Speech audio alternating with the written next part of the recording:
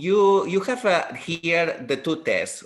In the left one is the a prime test, and on the right one is the Raven test. Okay, so now she's going to start. Could you click on the left, the green one?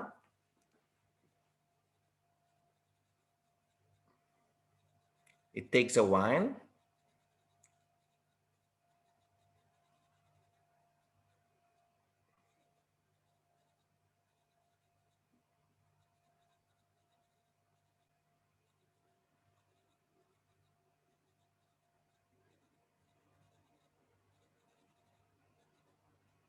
Good.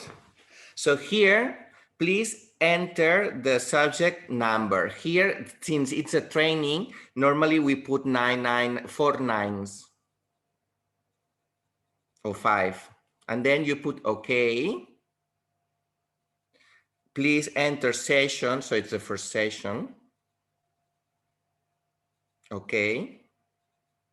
And then here doesn't matter. This is because it's from another project. Here it's the courses. You just put always the same, first of ESO and OK. And then Noi means male, Noia means woman. You can choose sex or not, doesn't matter, because this is in the data set. You can put, for example, in your case, Jorum, you need to choose the second, Noia, and then okay. And then it says, yes, yes, you wanna write because probably I tested. And now she's starting the test.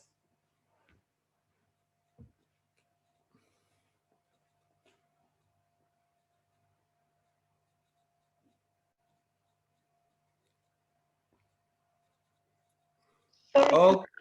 Sorry, can I just stop? The two laptops that we have, do they both do the same thing? Sorry, I can hear not very well. What you saying? So we've got two laptops. Do they both do the Yes. same thing? You need to choose the newer one, the one that is newer. You need to include the dongle for the Raven in the test. Let's wait for Beep. Is Beep who is talking? Yes, it is. It's me.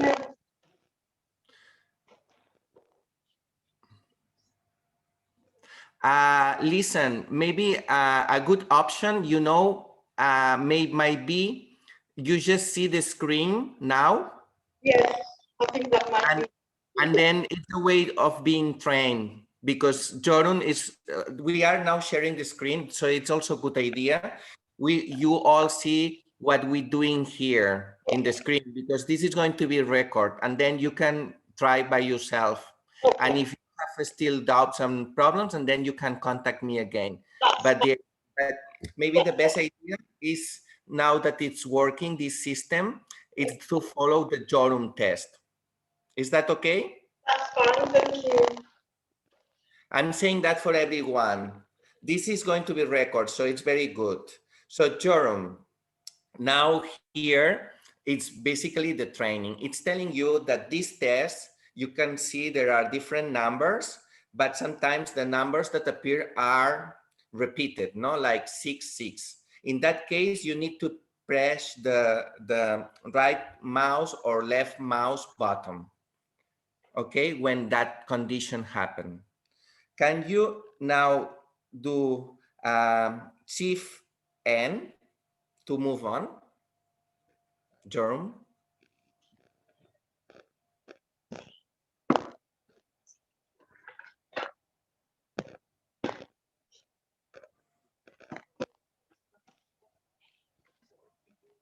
Good.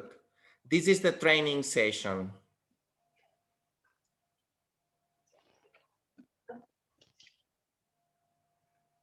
Okay, now push. Very good. It's very simple.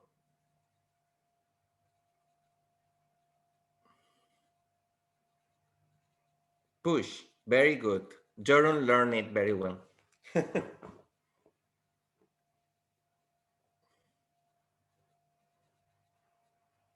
Okay, no more. I think Jordan did understand the test, and we don't want more training.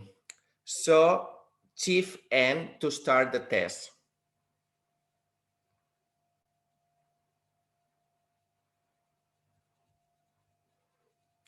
And then again, remember to press the button when you see repeated numbers. Chief N.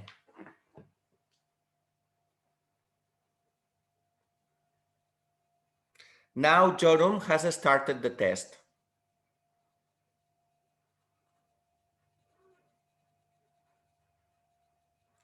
Please, you all see Jordan. That's the best way. She already started the test. Very good.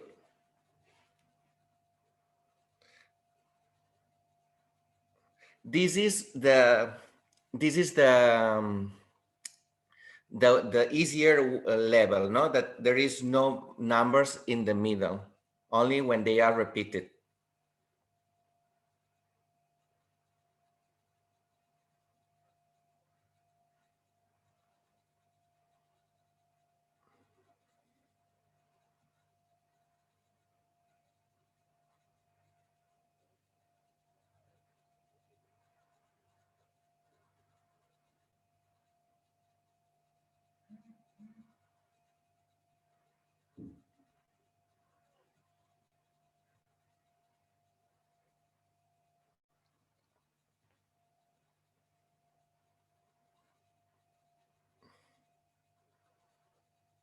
Good.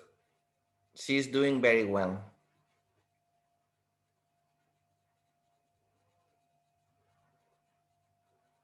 Okay, she finished the level 0. Now in this condition, as you can see, you only push the bottom, the mouse bottom of your laptop, only when there is a repeated number, but there is one in between, like 4, 5, 7, 5, past the bottom. So this is a more difficult condition. Shift N to start.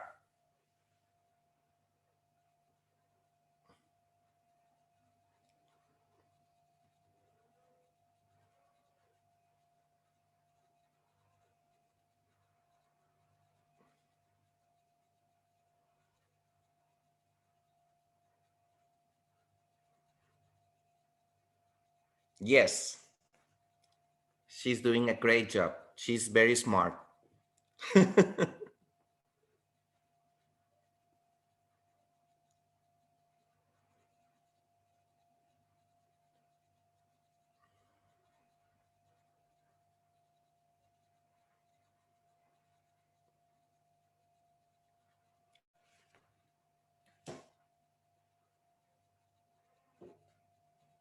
Very good. Okay, more difficult now. Two numbers in between the repeated numbers. Go ahead. Good luck.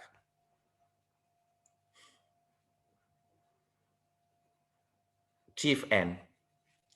Always Chief N.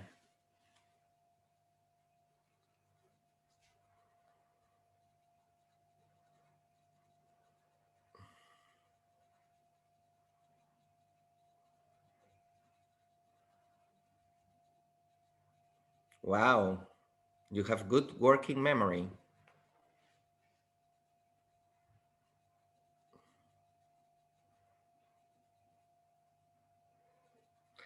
I repeat, I hope that you all see the screen of Jerome. I think it's the best demonstration. And then it's good because it's recorded and you can see it again, and then you can do your own trainings. And then if you still have problems, you always can contact me and do online interviews individually.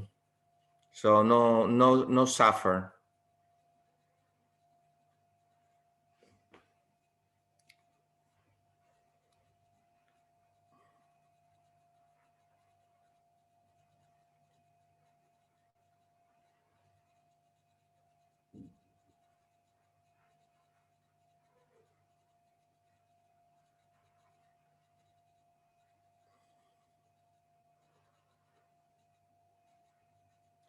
Okay. This is the most difficult one and it's the last level. You can see 3 numbers in between. Good luck, Jerome. If you fail, don't worry, you're still smart. Chief N.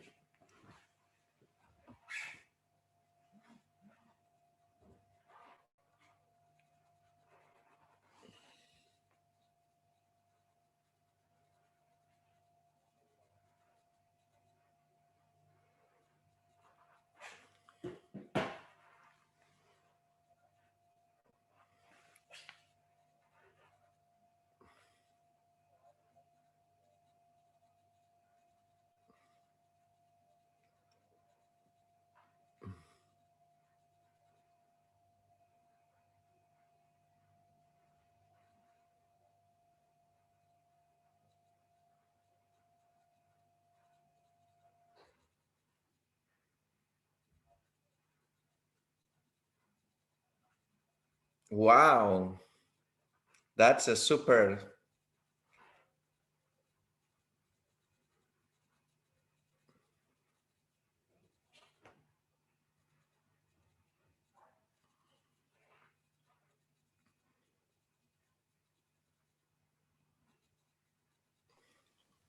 Impressive. I've given up for a long time ago.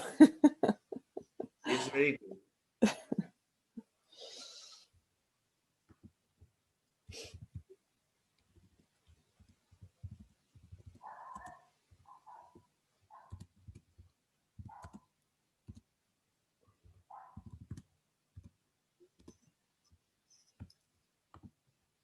Okay, Jordan, don't do anything. Don't do anything yet. Okay, don't do anything. Chief Q, don't do Chief N. Now since we will jump this test, you have to do Shift Q. One time. Can you do it now? Shift Q. To jump to the next test.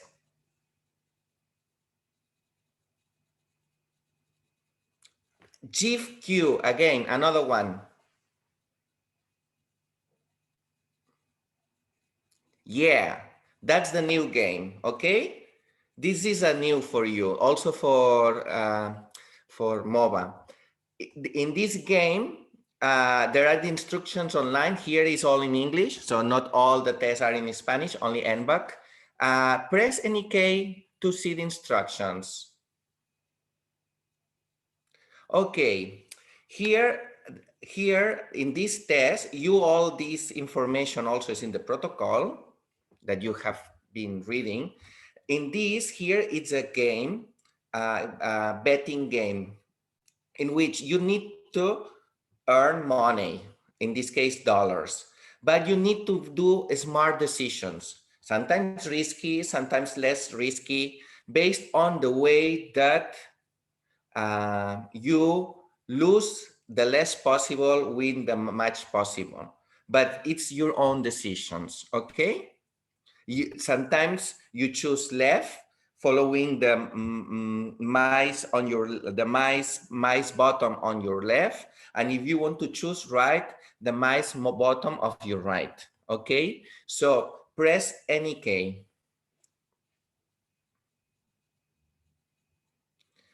So sometimes, as you can see in blue, sometimes it's that there is the option of winning. When it's blue, it's always the option of winning. For example, here you can choose risking many zeros and win only $2 in one option, or maybe more conservative and win $1 on your right.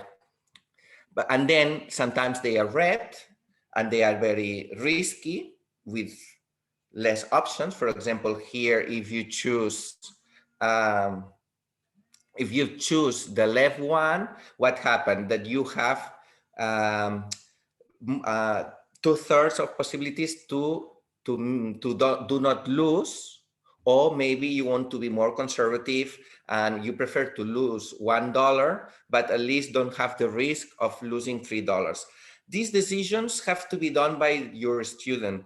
They have to freely decide. The aim is to earn the much dollars possible. Please press any key to do the practice trials. Okay, now Jorum, for example, I would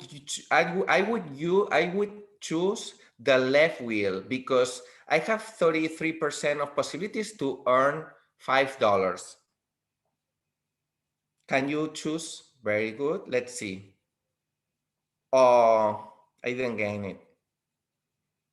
Now, Jorum, which one would you choose? You choose one. I know you cannot talk, but feel free. Oh, you lost 3. So this is the game, okay? This is the gambling game. And now press any key to start the game. Now you are serious, eh? Jorum, it's up to you which one you choose. Go ahead.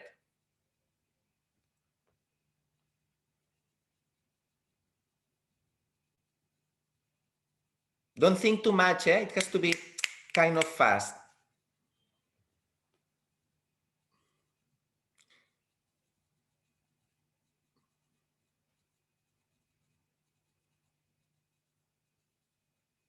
So now Jorum is just playing. She's making decisions based on the aim to lose the less possible, win the most possible.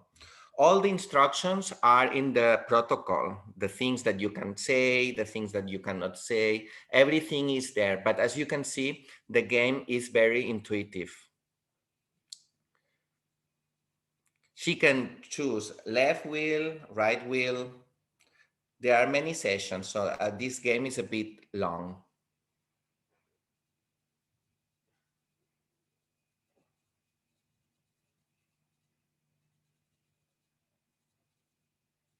For example, I would choose the left in that case. I see that she also chose the left.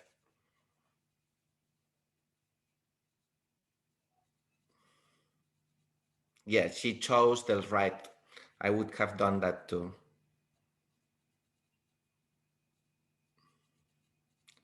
So this game. Normally they like it a lot because it's more for fun. But in this test, what they are doing is assessing the risky decisions based on emotional processing in cognition. Because in this test, you are aiming to something went wrong here. Is everything okay? We lost the, yes. Now we see. So in this case, this test is assessing what we call hot executive functions. And it's very interesting because then the test generates different outcomes that can be used in the project. But you have to tell the student or the child, well, adolescent, that that they make their own decisions, and the only aim is to try to get much dollars possible. But the strategy, how they risk, how they do not risk, is based on their own decisions. You don't need to help them in that. They need, and then the test assess how many risky decisions has been done, how many more conservative decisions has been done, and some algorithms that the test tells you an outcome in relation to the hot executive functions. This is a novelty, and we wanted to include this one because it's also emotional processing, not only what we say cold cognitive functions as the NBAC that we saw before. This test is no more than 6 minutes, I think, or even less. More or less a bit longer maybe than NBAC. As you can see, NBAC was very short.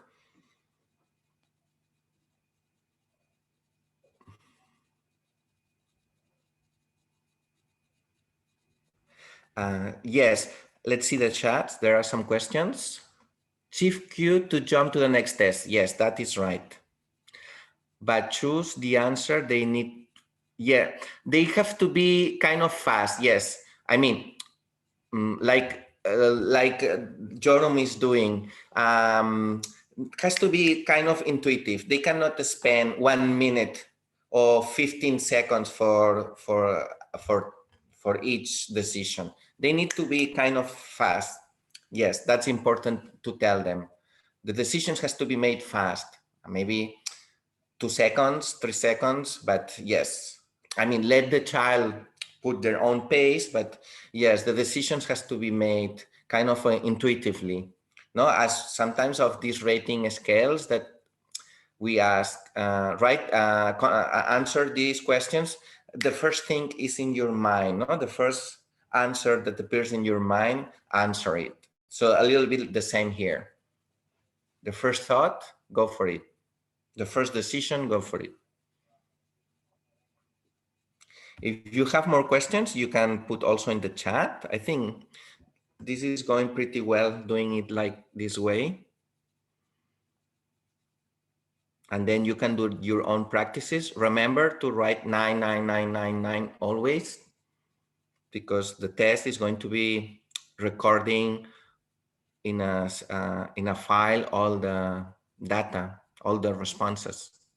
It's important when you do the test that you write 99999, but when you start doing the assessments, the real ones, to write the identification number in the beginning. It's very important in the beginning, as they were asked the first thing, I think, in Spanish, but número de identificación, that's the same. No, I think it was in English, the question. Now I don't remember. Because this identification number will link to all these responses for the NBAC and this test for the gambling, the roulette test, okay? So it's important to pay a lot of attention to write it well. Sometimes if you wrote the identification number wrongly, there is the option also, because the test is recorded in a file, but in the file also includes the date and the hour that the test was performed. So as a file has date and has a date, so you also can correct it. Not the file, but at least in the comments. The identification number was okay. Now this is Chief Q again. You finish that, Chief Q, Joram? Because we are leaving the A prime test now. So, and again, Chief Q.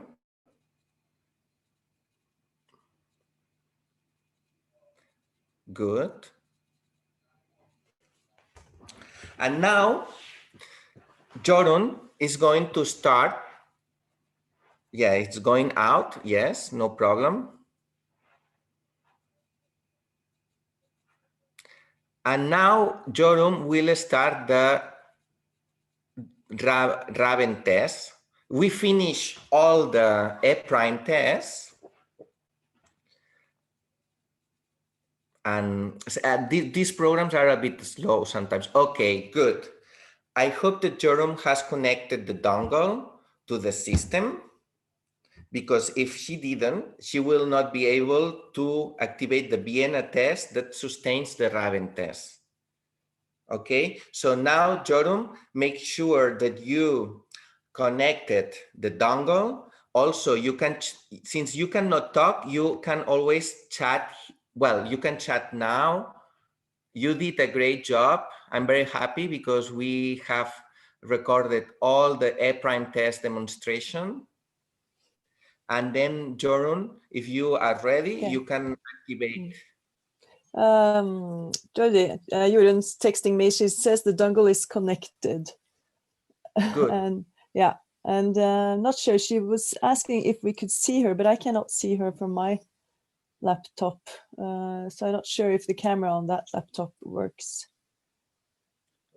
Yes, we could see her. I mean, we Yeah. could see her. What do you? In the start, yeah, that's true. Yeah, I guess she can use the chat if she wants to say something.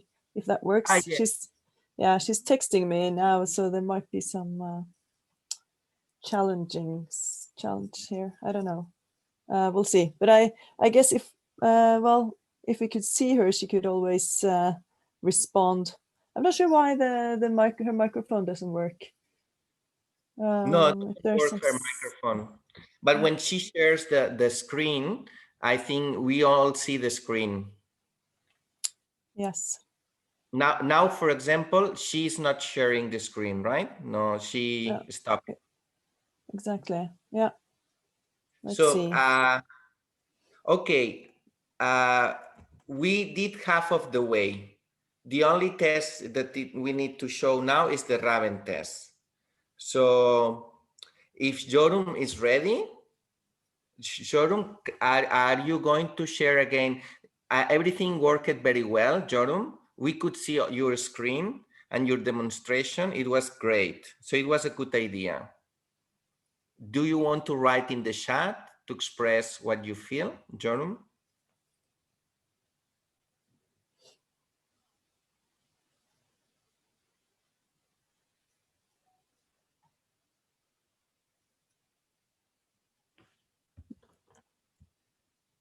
Let's see if she finds the chat. Or if not, if she can write you, Christine, because you should tell her that everything went very well.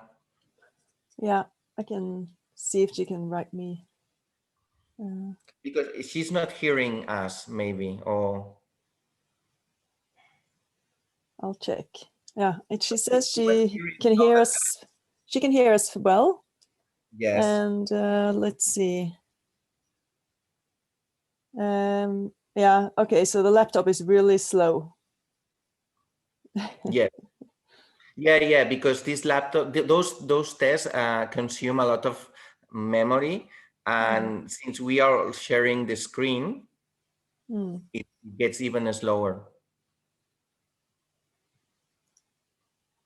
So I guess she is, let's see, she's writing that the PC is slow and she's, okay, so it's hard, let's see. Yeah, okay, so it's a challenge to switch between the Zoom and the tests. So I guess it just takes a little while. Yeah, don't worry. So tell her that we will do the same experiment, and now we wish she will share the rap for the Raven test when she's ready. We wait for her. Yeah. Okay, so she's now sharing the screen. Okay. So we'll see. But she can hear us, no? That's good. Yeah, she can hear us. Oh, by the way, she needs to know the login and password of the Raven that is in her laptop. I think it is written in her laptop. Oh yeah, the other laptop probably. Or, no, no. The new one. Okay. The login and password, and also it is in the protocol for the Raven. Okay. I can check it for you. Okay, so she's asking if she's sharing the screen. That it works fine. Yes. We can all see her screen. I cannot see it yet, but probably soon. Let's see. Yeah, it just says Jordan has started screen sharing. Double click to enter full screen mode. Okay. But it hasn't. Okay, so it's not there yet. It's not there yet. Maybe it takes a while.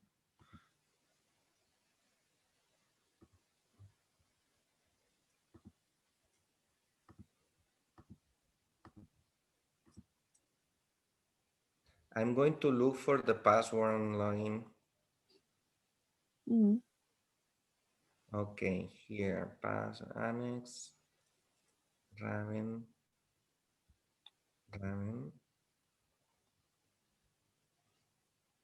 Okay, she has the password, she says. Good, good.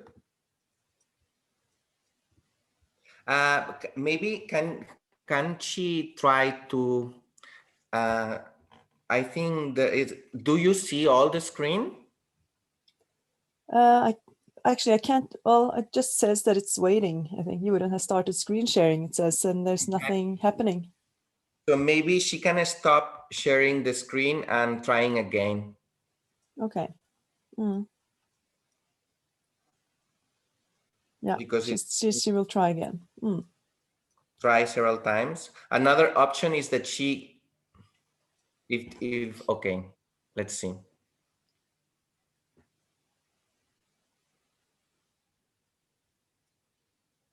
I was wondering to make it easier for her, she could go into that mute settings and look if audio settings is.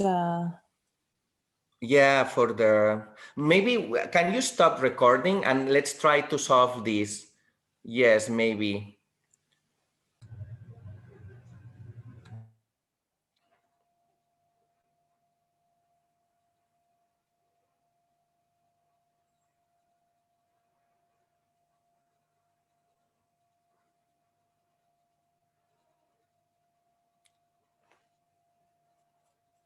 Yeah, don't worry if it is low. It always, okay. Okay, good.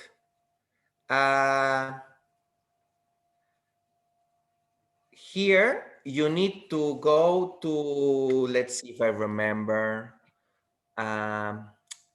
new, no? If you follow the protocol, what's the first option, Jerome?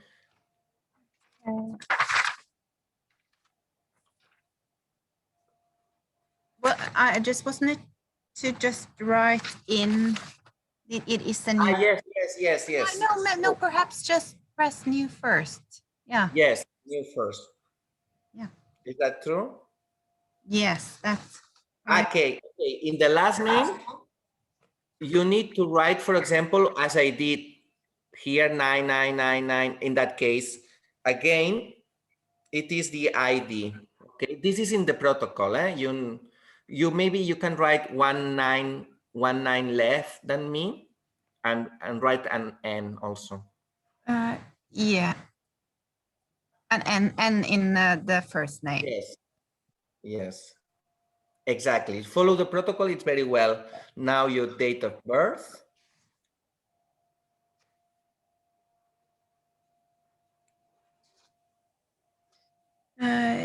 Yes, then that was the correct. Doesn't matter. You can just... month and year, and then first for the day, right? Okay. Yeah, first you go for the year. I don't know what's the best option. Yeah, it goes kind of fast, blah, blah, blah.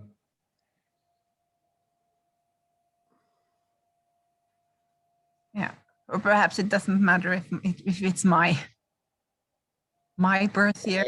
You can put just some. Or or I can just write it here as well. Yeah, you can write it here. I think it's faster. You can choose any random one and then you change it manually. I think it's the best way. Okay, gender. As you can see here, is all in English. Education level, normally we put compulsory schooling, as it says the manual. Language, we choose English, always. English, British English. And what else?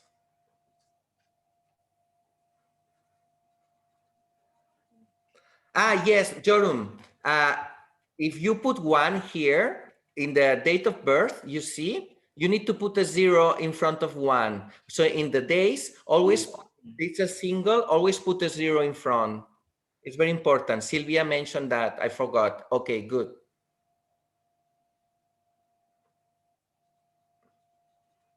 Can you put a 0? Yes. Okay. Yes. What else we need? That's it? It just switches back to It removes the 0 automatically. Ok. Sí, però la data de naixement amb la versió anglesa. Ah, okay. Because this here, the number, the day is in the middle. It's like American version. Oh, yeah, of course. So here, for example, you need to put the 1 needs to go in the middle and the month in the beginning. He said, Silvia. So here in the middle, 01. Exactly. It's just removing it anyway. But yeah, is this correct? Just, even if the 0 is... Okay, hopefully. Yeah. Ara que comprovi el calendari. You need to check the... I don't know what she's saying. Silvia says that you need to Jordi, check. que cliqui el botonet del costat de la data, que així en sabrà si la data l'ha posat correcta. El mes, més que res. Check it. You see this little square next to the date? Check the calendar here. This smaller square. You see it? Here? Go. Però Sílvia, què ha de fer? És que no entenc què vols. No, comprovar, perquè, però veus, mira, ha posat, li surt ara el setembre i en canvi ha posat el juny. És que a vegades el Raven va una mica malament amb aquesta data, amb la data de naixement. Per això s'ha de comprovar que realment estigui correcta. Veus que ell ha clicat i posant aquesta data li ha sortit el setembre i hauria de ser el juny? Sí. Okay, try to choose it through the calendar, Silvia said. So your date, go for your date through the calendar. You can go kind of fast by years. Yeah, I'm just taking a random year then. This is not important. I mean, we also can decide a standard date for everyone, because you all know that all this is recorded in your cohort. But this program, because sometimes do estimations based on age inside the program, they ask you the real date of birth. But it's a pain in your ass, but it's how it works, the system. Okay, so what is the, Sílvia, when she finishes this, Sílvia, quin és què ha de fer ara? No, ara ho ha de gravar. Aquí dalt, veus que posa save? Doncs ara ho ha de gravar. Okay. You need to put save now, here.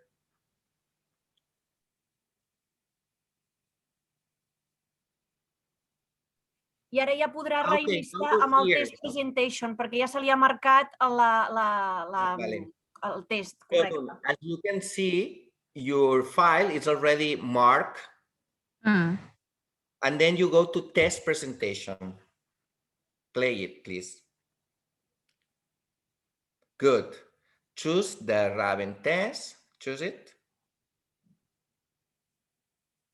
Good. And play it. So we're starting this. Okay?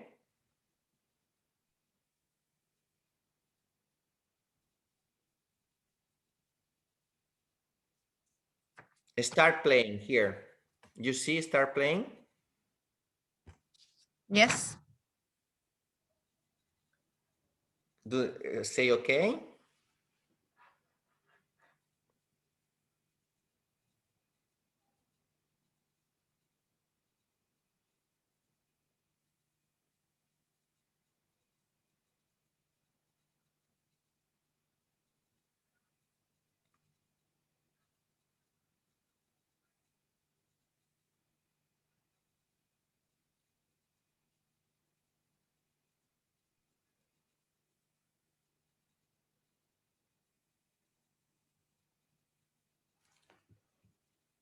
As you can see, it's slow, but it's what we have.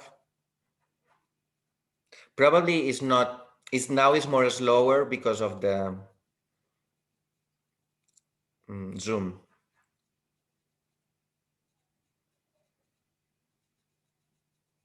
But once you start the test, it's okay. It goes well. It runs well. It's a slow opening it.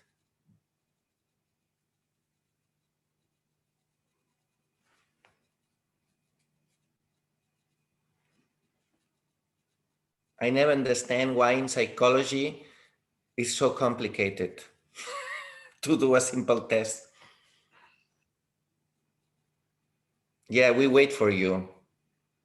Don't worry. Good question, Jordi. Is because so you can know about the others because of the difficulty of the test, right?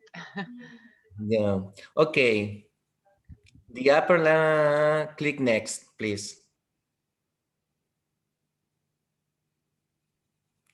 It's the instructions. It's saying that you need to think, very intuitive, blah blah blah. Next. You all this have in the protocol. Okay, this is an example. You need to tell the child, you need to fill up based on your thoughts, which is the option needed to fill up this drawing, no? And all the tests are based on this visual reasoning. You need to look for the option that fits. So for example, here, which one would you choose? Good. Next, you were correct. It's just a demonstration. And in this one, which one? Good. Oh, everybody understands it. I mean, it's next.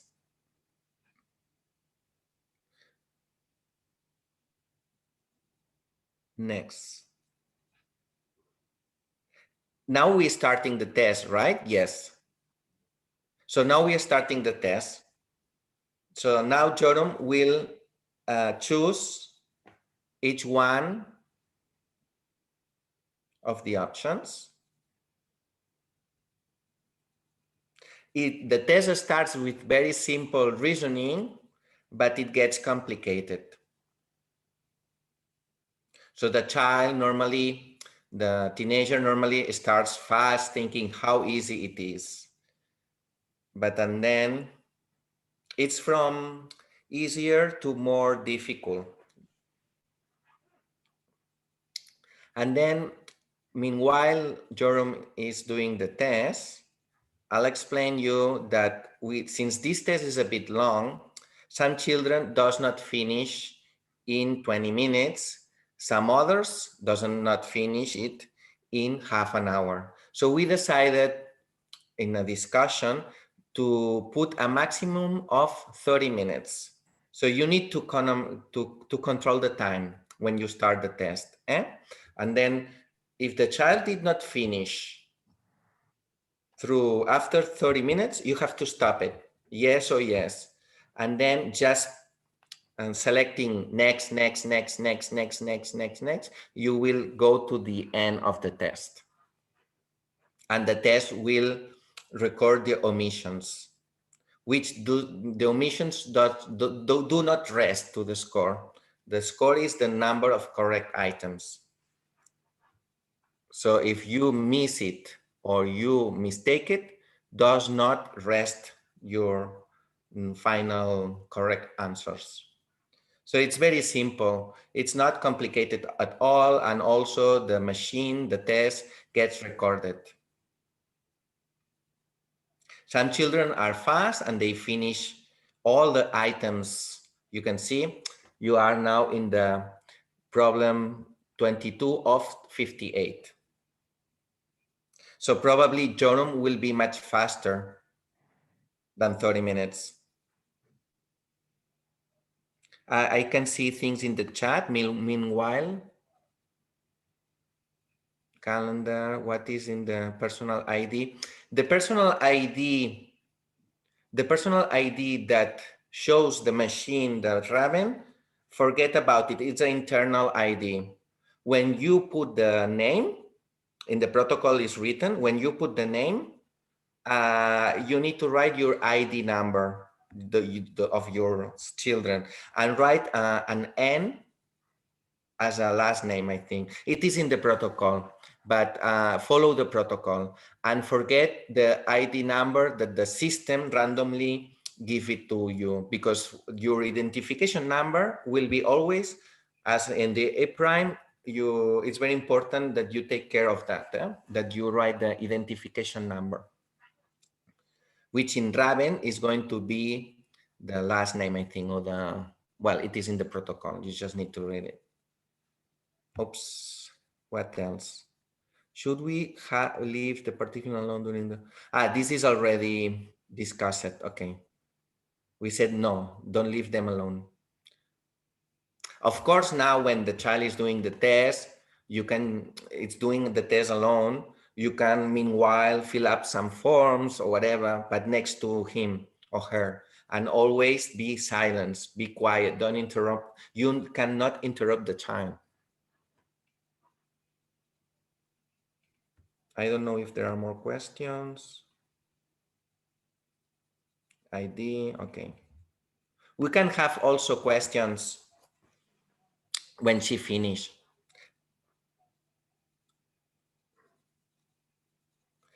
Jorum, if you don't want, don't get stressed. It's getting harder. This is just a demonstration, but I understand you want to do it very well. Yes, yes, when you're demonstrating, so you have to do it well. No. And you are recorded. Remember that. Yes.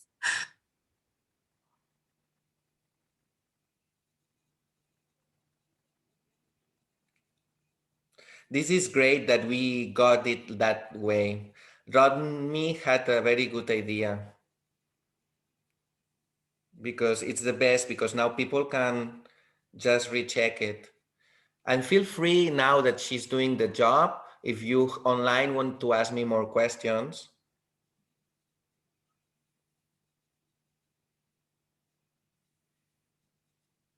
You know, when I arrived here, Jerome, I didn't think anymore.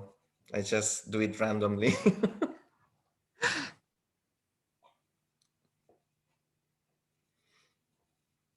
Again, this is Christine. As you can see, this Raven is not as easy as the other one. Also, adolescents are much more, they really increase the reasoning and in adolescents. So they behave like adults in that case. So things has to be more complicated. Yeah, I think this is this will definitely give a more challenging. And some people will not. You need. This is going to be the Raven. I think maybe has to be first. I don't know, Sylvia. Which one do you start with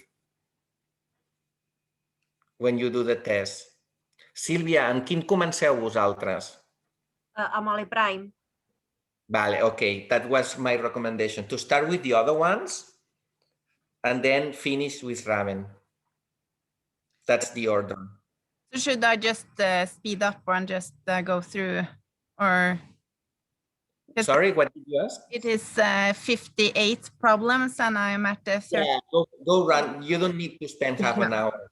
Go now random. Okay, imagine, Jordan, imagine I said, okay, you need to stop here. Let's practice that. There is the time limit. You need to stop here.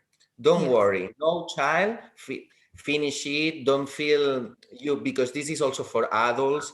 Don't worry, blah, blah, blah. You need to make, how do you say, to cheer up the child. Don't get frustrated, okay? And then you can see that there is next. You just finish here. The only option you have is to go through the different items without response. For example, okay, 30 minutes left. Now you just press next here all the time until the end. It's very fast, blah, blah, blah, blah. And then you just do that for that child because didn't finish.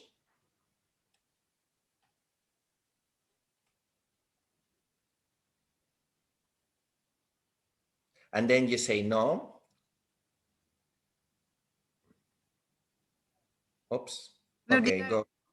I just go said next again. They give you a, because this is for unlimited. So, but you can avoid them again very fast.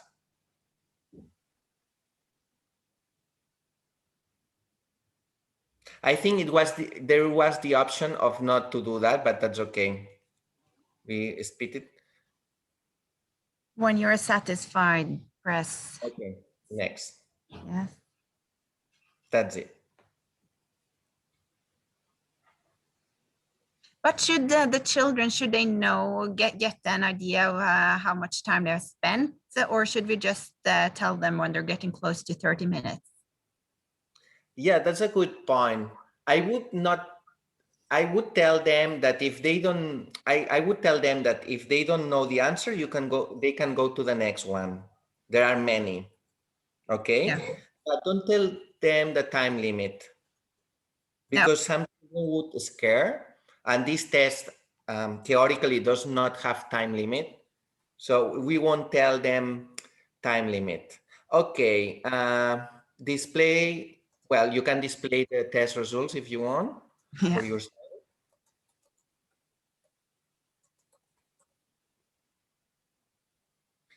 But yes, it's better just to stop them very nicely. Yeah. Yeah, because I mean, it's 58 problems in 30 minutes. That is quite fast. So, I mean, we are not aiming them to fill all of them, because this is based on number of correct items in 30 minutes maximum. So you can see here the correct, you see, row score, you did 28 correct responses. Yeah.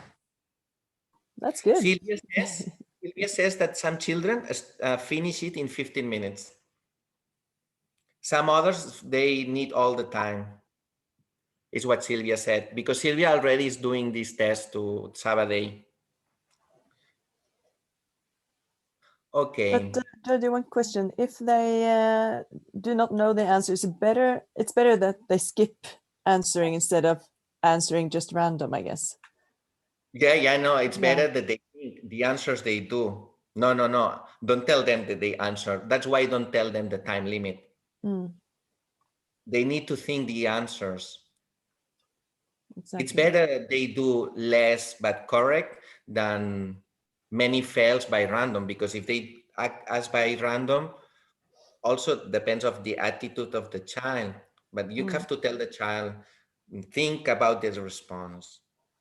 Okay, if you don't find it, go for the next one.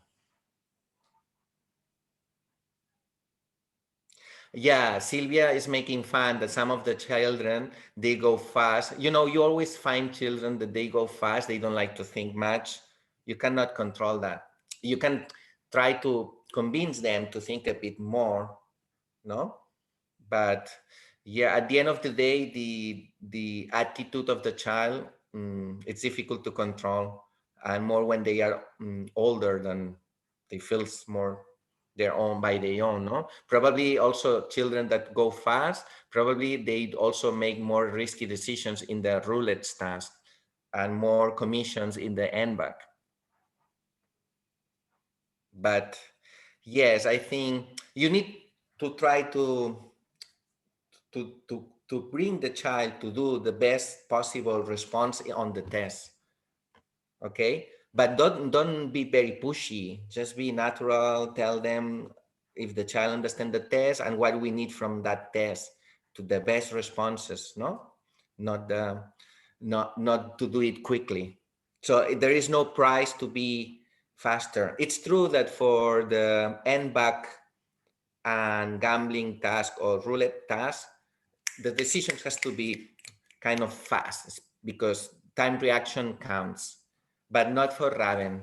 Raven, they have time. Of course, if you see the child 5 minutes per item, you can tell that if you don't find a response in this one, maybe try the next one. Okay, this is it. You can leave this. Also in the protocol, it's, well, you can close this window, maybe. Yeah. This one. And maybe Sylvia knows the way that finally we can extract the results.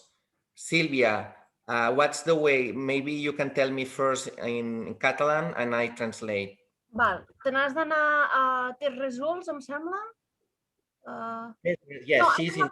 sí, test results, ja estem aquí. Ara ha de marcar aquí en aquesta primera quadradet que al costat de person i que se li marcaran tots els IDs. Okay, for recording these to, for example, a pen drive, a hard drive, or whatever you want to go, these tests are all recorded inside the program, as you can see. And then if you want to extract them from the program to another hard drive, for example, or in this, you need to select them. You can see here on your left, squares, select all of them. Imagine that these are all your children. Què més, Sílvia? I ara se li ha engegat, veus aquí dalt de tot que posa la SPSS, que ja és com una targeta SIM vermella. Aquesta, no? SPSS. Exacte. I l'ha de clicar. Okay. We will record them as SPSS program here. You can see. Can you please? I ara què? I ara, bueno, nosaltres representa que ja tenim, se li obrirà la carpeta d'on ho vol guardar i li ha de dir que ho converteix en un programa, veus? Exacte, buscar carpeta i ja està. And now you can pick up where do you want to record it and then record it. Very simple. Sí. L'únic, Jordi, que explica'ls que cada vegada que guardin representa que és acumulatiu, és a dir, gravarà tots, Okay. O sigui, duplicarà els textos que ja estiguin gravats. Okay, now you can cancel it because you are not going to record this. It's true that every time you record it in the same place, all the time you are recording the same, it accumulates. So you record the same list always. So it's like you will record it with one more, you know, one, you can, I think it's the best way that you always record all of them each time. Even that means repeating data.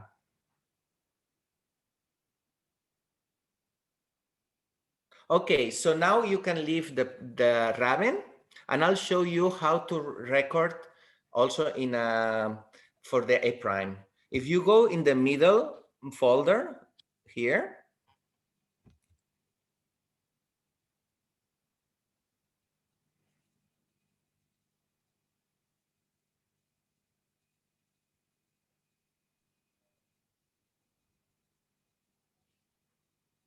I guess this is still working with the Vienna system that it takes a while also to turn it off. Good. Now you can see, for example, if you go down, you can see that the IDs that you created, for example, today, what day is today? Today is 26. You see these two are yours. These two, these two is the ones that you created today, okay? Yeah. You just need to select them and copy paste to the place you want to record. It's just a simple, always there are two. If you go, for example, open the second one that is a text, the second one, this one, open it. Yep. It will show you all in a different language, all the response of A prime. If you see here, this is just for one person. So imagine that this is, you don't need to open it, but this is to show you that the system records everything, that all your responses for the A prime test. And these, we have in IS Global the scripts to extract the responses, okay? So you just need to pick up the test that you have been done the very day, no, 26, or pay attention to the ID because it's recorded by the ID that you included in the beginning, before session, in the beginning, the A prime, and then just record it or copy paste all of them all time, and always to external hard drive every week, or when you finish the session. It's good that you, I mean, of course, it gets saved in the same laptop, but you never know. I would recommend you to, at the end of each session, at the end of each day, do this in external hard drive, or at least twice a week. I don't know, very often. It doesn't have more secrets than keep it in an external hard drive always, always, every week, every 2 days. For both, for the Raven in one side, you could see how you can extract it, and for the other side with a prime that it is already collected inside these two smaller files. Go down, you can see so many scripts. Go, wow, this is still NBAC. For each response, you can see that it's a long file, long text file for each person. So no worries, the program records it. Actually, I would like to also tell you, when you begin to do the first weeks, to do your examinations, send us the files, because we will check very rapidly if all is correct. It's always good to make a quality check before it's too late, you know? And it's very important you read the protocol, the instructions. There, I tell you that I put a picture of where the child has to, the buttons that the child has to push, because if the child push other buttons that are not the ones that we recommend in the protocol, nothing gets recorded, no responses. I just have a question. I think if I remember correctly from Helix, it was some bug in NBAC that it sometimes just quit in the middle of one of the sessions, and then we just started it again. And I don't remember how was. Did we overwrite that, or did we keep? Or is this not a problem anymore? No, and then you can put session 2. Oh, yeah, okay.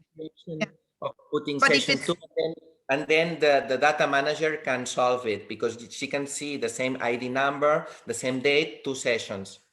But if it stops in the middle of a session, do they do it one more time? Yes, I think yes, I think I would start again, unless the child finish the test. For example, it gets blocked when you start in the second test. You don't need to do all. So because the test 1 will have been already recorded. So you just restart the second test. No? For example, NBAC is doing well, and then when you start roulettes task, in the middle stops. And then you just restart the roulette task. But do we then have to write another ID number, like with some suffix or something? No, you just write the same ID number with session 2. There is the option of session 2. Yeah, okay, got it. And then you go for it, because it's like and then the program identifies that it's the second session of the same ID number. Yeah, good. This is for a prime. And it seems that these are not, we don't have the same technical problems we had before, and normally they do not stop now anymore, hopefully. It's good. They go slow, the program goes, a prime program is very slow, both, but they when they work, they work. I recommend the sessions to be 1 by 1, no interruptions, relax. All these conditions are also explained in the protocol, no? That you need to be a relaxed room, well, like any IQ test conditions that you need to put in order before starting the session. More questions? I think we are done. We've been very successful. Thanks to Jorun and her no problem. Good to practice it. I don't know. In the chat, there are more questions. Let me see. Maribel, can you read them? Okay. Here. A veure. Do you need me, Jordi? It's complete the backup of all tests run up to date. Yeah, that's true. Yes, Serena insists that let's do it every day. So the backup, try to do it after your sessions. It's much more, it's always better. Imagine that that night the laptop stops suddenly. There is a virus, I don't know. But they are pretty safe. I mean, the thing is that they are really recorded automatically in both systems to the laptop, and then it's good that you always have a backup. It's very important. I'm happy because all this is recorded. You now can use this session for practicing, and I think my recommendation is you read carefully the protocols, you go through the sessions, that recorded one, and then you try by yourself. And then if you still have questions, you can recontact me again, and we can do individual online meetings for specific questions or suggestions. But I think, Maribel, if there are no more questions, there is one more. During the audit test, it's almost weird. Not really. If you, because since the headphones was when we were doing more children at one session, but since you're doing single examinations, I mean, you can regulate the volume of the laptop, but not be very noisy, because the tests give you some sounds, but no headphones are needed in this case. Yes, it's a single assessments. So the regulate the volume. It's not very strong and noisy of your laptop, but leave it as a laptop noise, I think. Hi everybody. I just have a comment on this, Jordi. Maybe Yes. it depends. It really depends on the setting each cohort is doing the exam. So it depends on how noisy and distracting can be the environment there. Well, one if of the they're like in a room, in a really silent room, probably you don't need the headphones. But if there is like, I don't know, if they are aliquoting, for example, at the same time, or they're talking the field workers, maybe headphones are. Well, we strongly do not recommend this environment as a primary condition to do the test. They need to find a room. I mean, Okay, you just a separate room with the silent environment. and no headphones. I mean, headphones to put them in a room that is not conditioned. It's a mandatory condition that the rooms are quiet and no interruptions. If not, invalids the test. Yeah, sorry, I didn't read the SOP. This is in the protocol. It's a primary condition. If not, doesn't make sense to do a test there. If there are interruptions, noise, it's better to look for a new day and a new place to do it. Since the test is only the laptop and plugging the laptop, I think you need to find just a room, the appropriate room. Cannot be, it could be just, it doesn't matter if it has no outdoor light, you know, because it's a test in your laptop. They don't need to read a paper, they just need to follow the screen. Thank you. So we recommend not to use headphones because many of them complain that it hurts, that they annoy them. So and we only use the headphones when we are doing these assessments in a classroom in 10 children at the same time, as we did in Breath or Walnuts. But if we can avoid using headphones and just a quiet room, much better, I think. Okay, there are more questions. During the test examination, okay, that's the same question. Due to COVID, we will not be able to share. No, don't worry about headphones. I don't recommend headphones. We didn't include it in the protocol. So even for the COVID would be a problem, the headphones. Yeah, absolutely. I agree.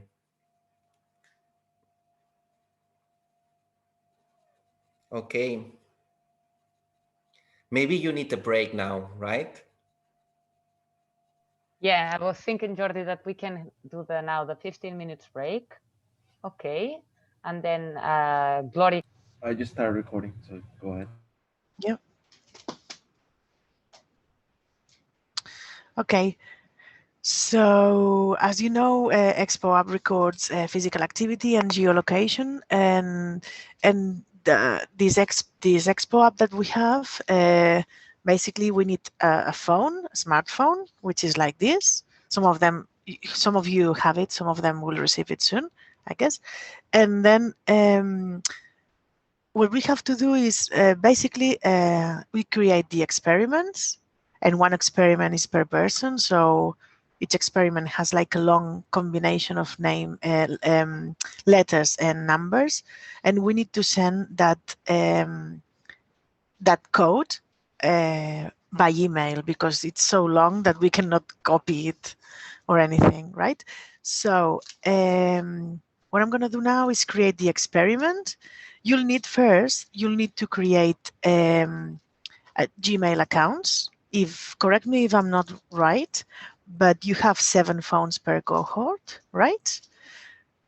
So you need to create something like this. I'm gonna paste it in the chat, so you've got it. And this is for Imma Sabadell, and you need to do something similar for your cohort.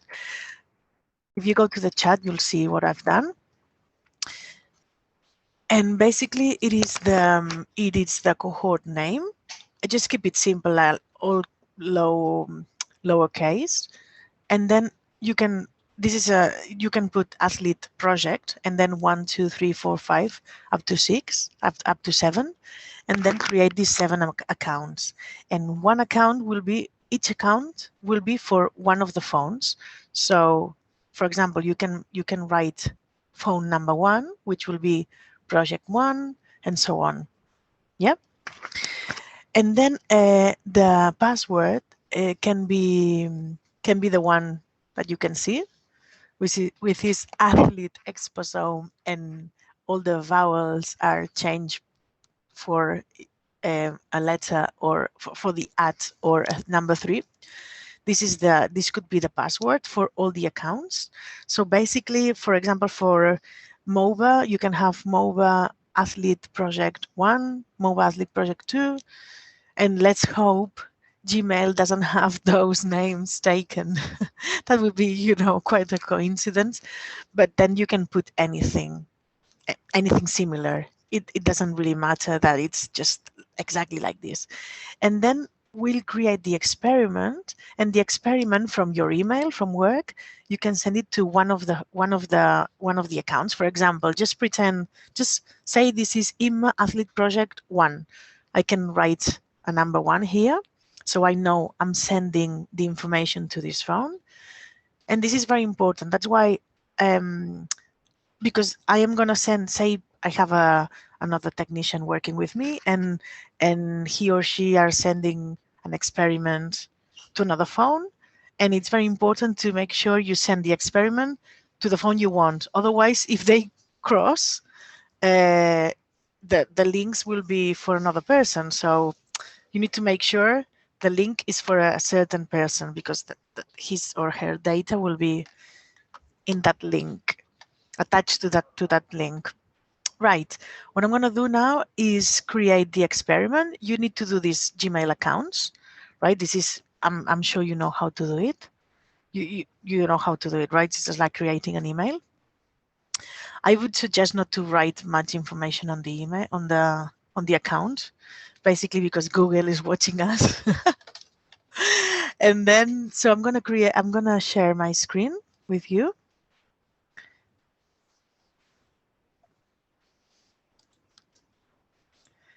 Okay. You can see it, right? Yeah. Can you see it? Yes. Yes. Okay. Thanks. Okay. basically this is ExpoApp, and this is the way we create the experiments. I'm not sure, Serena, who's going to create the experiments, each cohort, right? Yeah, the idea is that each cohort creates their own experiments. Good. Because Okay. actually we don't have access to, we will not have access to the hub of each cohort. So Okay. cohort, right now, each cohort has access to their own hub, I guess. I think this is good, because if it happens that you need an experiment because you run out of experiments, it's good that you can manage and create your own. Because, you know, if you have to ask somebody else, then it's so easy to create experiments, you'll see. So you can do that quickly, even with the participant in front of you. Right. So basically here, there are different, it's not complex. ExpoApp is just like that. There's nothing here, so I press here and nothing. Experiments is this, so you will have the all the experiments you have done. Then groups, I only have a group called tests, and this is all the tests I've been doing so far, 37. And then this is the organization, and here I can invite users to use the ExpoApp and create experiments. So each cohort will need to know who needs to add to create these experiments. And the person, once you invite a user, I write the email address. This person receives an email, and then from there they can enter. It's very easy. Create a password, and then easy. So basically, we go here. This is the main screen, and I need to create an experiment, right? Because I need to create one link to start a monitoring week for a participant. So I create this, and then I can write here. I think it needs to be. We need to think what we put here. Maybe it'll be the ID of the person, maybe. I don't know if you thought about that, Serena. I didn't think about it.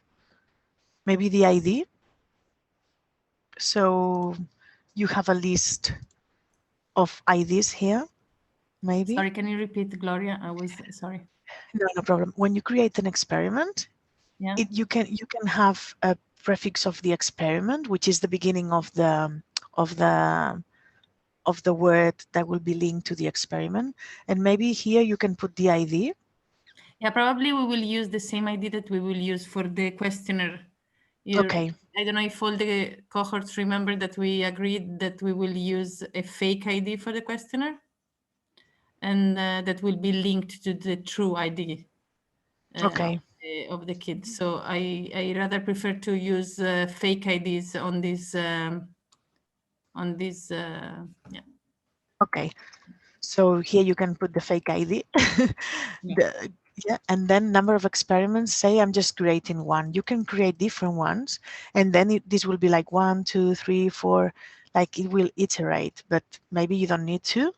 So you just need to, one ID, one experiment. And then here you can set the experiment to start. For example, just say I'm starting it in about 3 minutes. So that would be, well, I just put this. It starts at 35, and then it finishes, say it finishes tomorrow at the same time. Well, in fact, it should finish beyond a week. So if the participant needs to extend the working monitoring week, then it's okay. Although I have to say that you can modify that once the experiment started. So you can always extend the experiment while the participant has the phone at home, right? So here I'm just going to put one day. I have a question. Yeah. Actually, a couple of questions. First of all, no. Can you leave the yeah. This. Okay. In the if we have like more than one kid starting on the same date. Yeah. should we create, I mean, I don't know if this is the case for in my thing, that they hand out all the devices on the same date, and then they visit the kids on different dates after at least 7 days from delivering the devices. Okay, so in this case, would you start a single experiment with all the kids? You know, here you have like a prefix of the experiment would be like it would not be the ID. Could be a number or anything. And then you would have like an Excel file with the experiment number 1 and all the IDs that goes in that experiment. And then you will have how many experiments you want and blah, blah, blah. Is this the case, or it's better if we do an experiment for each subject? Well, it really doesn't matter. But I think if you're gonna do loads of people at the same day, it's better to create the experiments all together, all in one go, because otherwise you will have to do this like 7 times. Okay. And for example, here, just for example, say week commencing. This is an idea. Commencing. I think it is. For example, 1st February. You could also do that, and all the experiments for next week could be, okay, you know, created like that, and all the experiments could go like this. If you were to handle all the devices, say next Monday, for example, and then perhaps say you're gonna see 6 children, so you create 6. I'm gonna do that. It's okay, and then, yeah. Okay, yeah, we have to agree on this, I think, and probably to create some kind of protocol. I didn't notice this thing. I think that it's important that we have a common protocol for creating batch experiments. Otherwise, we just agree that one experiment, one kid, and that's it. I don't know if Maribel is here. Yes, I am. Yeah, we are. I don't know if you followed this part, but we have like this. Each experiments can actually be several kids. And since in some cohorts, for example, in INMA, we are handing out all the devices at the same day, and then the kids are visited 7 days afterward, 8, 9, and whatever. They can be the same experiment, you mean? Yeah, it would be faster to create one experiment with like one batch experiment with several individual experiments in it.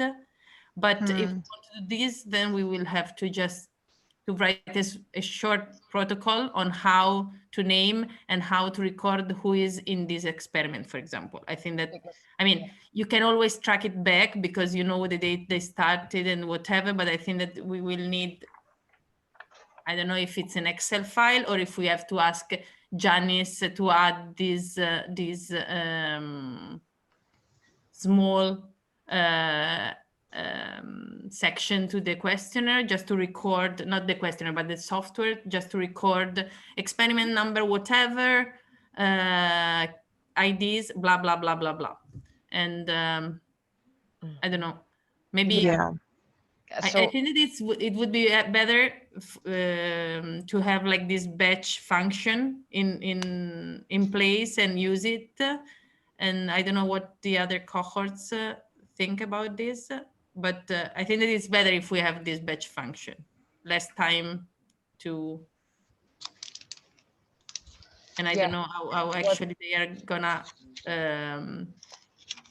organize their visit if they are handing out all the things, the devices at the same time.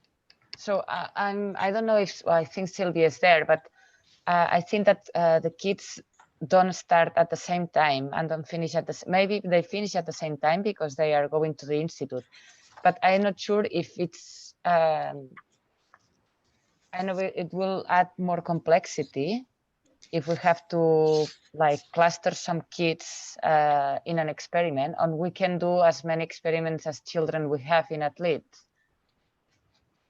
Gloria.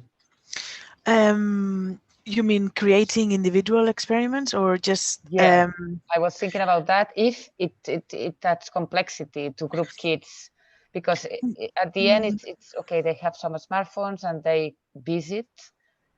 So I'm just thinking about the field workers. Maybe Sylvia can help us if she has started doing that. Sí, estic aquí, Sí. Bueno, suposo que aquests experiments els haurem de crear el dia que venen a la visita, no? Igual com els hi donem el tub i els hi donem les altres coses. Sí, el que comenten és de crear un experiment pels nens que es visitaran plegats a un institut, per exemple, d'agrupar-los d'alguna manera. Però les dades s'han de fer una setmana abans, no? És a dir, sí. Clar, no té sentit de que els creem en un institut perquè venen amb dies diferents. Per tant, sí que tots començaran més o menys el mateix dia, però pot ser que hi hagi un dia o dos de diferència. Clar, però això no importa. La qüestió és agrupar-los d'alguna manera. Ya, pero Maribel, yo creía que era al revés, que ellas los veían todos el mismo día, le daban todos los devices. No, el día determinante. No, entonces así yo creo que crea solo confusión, ¿no, Gloria? Yeah, this is what I'm thinking. Yeah. Maybe create a little bit of confusion. Yeah. My advice really is to do one experiment per participant, because then you can add the ID here, and that will be reflected on the phone. So once you get the phone, you will have the ID, and you can make sure the link you send is the ID that is supposed to be on the phone. Otherwise, you will get the link with, for example, this 1 or 2 or 3, and then, I think it's better to just have the ID of the person, so on the phone that it's okay. But then you need to do this for each participant, but it's fine because it's very quick. So yeah, and at the end, so this type of clustering, it doesn't make too much sense. Well, it depends, because here, for example, if you did different campaigns, or you have the whole Expo Hub for everybody, here one group could be, for example, you can create a group that would be INMA. Sabadell, blah, blah, blah, so on. Or you can create a group that it's BIP or MOVA, and then you can include that test in the cohort that you are working with. So then then the experiments are classified by here where it says group. They are classified. But maybe it's nice to create this group per each athlete cohort, and then when we'll receive the files, we can group kids depending on the cohort, right? Or maybe what you can do is include the in here, because I don't know if when you download, we can check that when you download the data. I don't know if this variable is in the name. Maybe what you can do is include here when you create the experiments. We need to check that when we create the experiments. Maybe you can say INMA and then, for example, the fake ID you were saying. So then you will have everything, all the files sorted by cohort. So then it's easy when you send it. I think that would be a good idea. Yeah, I think so. So we don't create groups. We're just including the name of the cohort in the prefix of experiments. I think here really the data manager needs to see how he can, he prefers to have the data. Yeah, maybe Gloria, we can discuss this with Jose. Yeah, I'm thinking that maybe for the other devices, like for example, GeneActive or Actigraph, I don't know if we can have similar, identifiers. Yeah. Okay, so we can discuss with Jose, Gloria. What I do in the study I'm currently working with, all the IDs, everything by default at the beginning they have BCN. So the ID has the cohort in the front. So BCN and then all the different numbers. So all the data for Barcelona contains the BCN in the front. Yeah. Okay.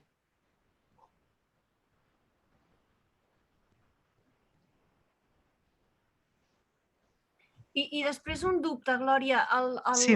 aquest Gmail que representa que és un per mòbil, no? Sí. I Sí. totes les cohorts tindrem el mateix número de comptes? És a dir, totes compartim, és a dir, si estem treballant totes les cohorts juntes i posa projecte a l'1, al 2 o al 3, ho tindrem igual? Deixa'm que I'll first answer her in Catalan and then I'll explain in English. Sílvia, el que fa aquestes, si vas aquí en el chat, has vist que he posat les 7 per Imma, per exemple, és un exemple, això? Doncs tindreu el mateix password, però simplement aquí el que... Bueno, no sé si haureu de tenir el mateix password, potser hauríem de parlar-ne. Que no hi hagi confusions o que no hi hagi duplicats. No, el que ells posaran, per exemple, posaran els de VIP, posaran VIP Athlete Project. I així, quan tu vulguis enviar un email al teu mòbil, la direcció que hauràs de posar és únic. És la de... Sí, perquè si no es podrien creuar els experiments. Per això. Vale, ok. Sí, perfecte. Vale. I potser la contrasenya sí que haurem de pensar contrasenyes diferents, perquè si no, les dades que poden estar linkades i són dades personals de GPS representa que potser algú podria entrar al vostre mòbil i que no hi hagin temes de protecció de dades. Llavors, no costa gens posar que cada cohort tingui les seves contrasenyes, si us sembla, Sí, perfecte. Vale. Sylvia was asking if each cohort would have a different Gmail account, and I was saying yes, seven different accounts for each cohort, and then maybe the password needs to be different for different accounts, for different cohorts, because maybe as we are relying on Gmail and Google and everything, maybe if you use the same password for everything, maybe then could be a legal issue with GPS data here. So I think you just create your own passwords for each account, and you can use a similar password for each account, but that's yours, I think. I agree with this. Just a comment, Gloria. First of all, sorry, I was looking at the emails that we will create. Just make sure that actually this is an example, but you receive at least seven phones that are numbered. So please just use INMA, Athlete Project, whatever, and put the number of the phone in your email that is connected to the phone, so that it's easy to link. I don't know if I explained myself enough, but there is a list of phones from 1 to 52, and each cohort received, like BIB, I think that they received from 1 to 7. So BIB will have BIB, Athlete Project 1, BIB Athlete Project 2, whatever.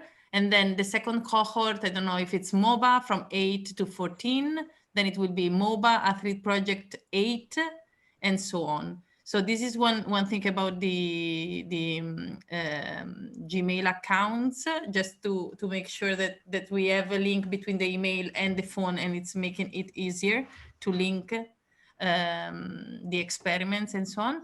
And then regarding the password, I agree that it's good to have a different password for each cohort, and just to reassure the cohorts that in any case the data on the phone are encrypted, so Google cannot read the data that are so but this is just in case, because I don't want cohorts to believe that there is some connection between the app and the Google account. This is not the case. The Google account is only used to send the experiment to the phone. When the experiment is started in the app, then the app is completely separated from the Google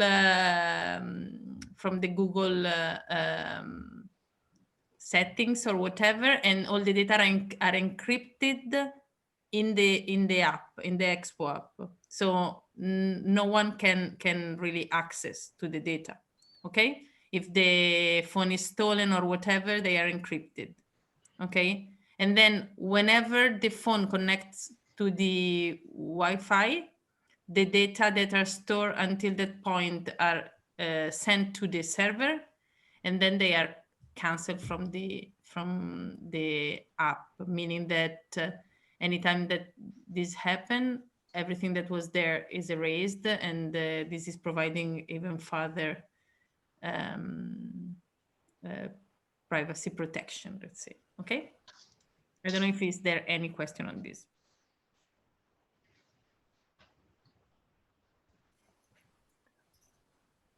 No questions. I think that was sounded smart. And I think it's smart to have, as you say, a different password for different phones. And yeah, it was clear to me. Okay,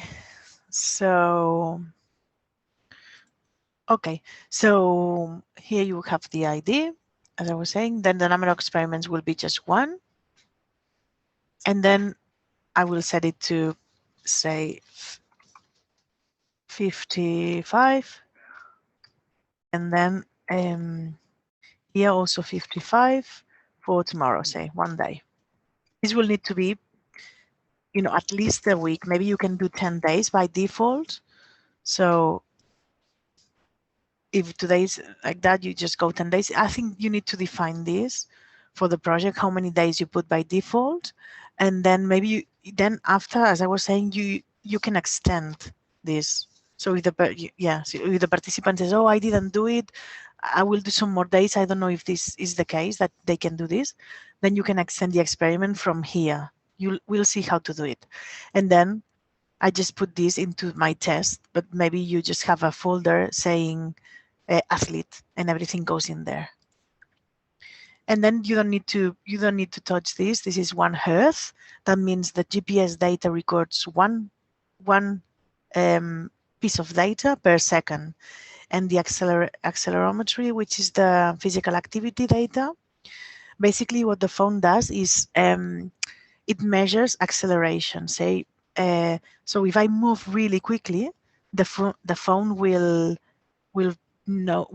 register a quick movement, and there are 3 axes, so it will register how if I go forward, if I walk, I will be moving in 2 axes. So but if I jump and walk, it will be 3 axes. Yeah, I really explained this so you know a bit more information about the phone and how it's recording the data. And so basically here it records 30 times 30 pieces of data, say, of datum in 1 second. That would be okay. We'll leave it like that, right? So I go on the top right corner and I just press create, and this will come up, a link experiment. And if you did more than 1, it will be like, for example, 3 or 4 here. Then I will copy this. I want to copy everything. Here, yeah. And then I will go to my email from work, and I will just, I had this email already prepared. I will just copy this. I don't need this. Well, that's okay. No, I need the, okay. And then I will send this to the email that I have on my phone. But this is another project, so this is the email I have on this phone. I have prepared here. So I'm gonna send it in my phone. This would be your email, say Imma, blah blah blah, what we're saying, and I will just send it, right? Send it. And now finish. I will stop sharing for a bit.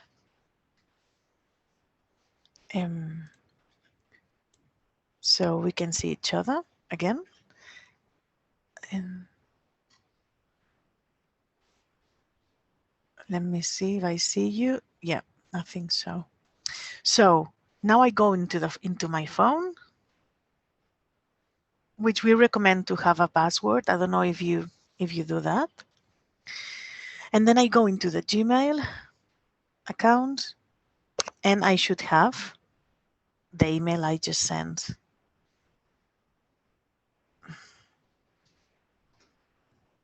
Yeah, it is. So basically, I go into the email.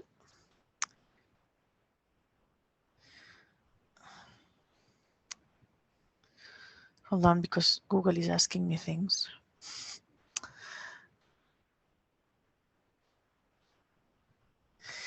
Okay, so I go into the email, and as you can see here, there's the link here. So I press the link. I press the link. No, I copy the link. I copy it. Yeah, well, I should. Yeah, I copy the link and I open it with a browser, any browser, and you'll see what happens. The browser, when I do that, I'm directly taken to Google Play. That's why we also need a Gmail account, because we need to access Google Play. And if you don't have a Gmail account, you cannot do that. All right.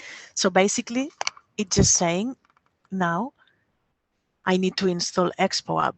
So there's always the latest version here of ExpoApp. So I press install. I will press here, install. And automatically it installs ExpoApp. And the thing that will happen is that it will install ExpoApp and open the experiment that we just sent without doing anything. Well, we need to press like, I agree, you'll see. It's taking a bit. Well, you need to have Wi-Fi for this, otherwise you won't be able to do that. So you can do that, or you need to have Wi-Fi, yeah. So you need to have Wi-Fi when starting the experiment. Will that be all right?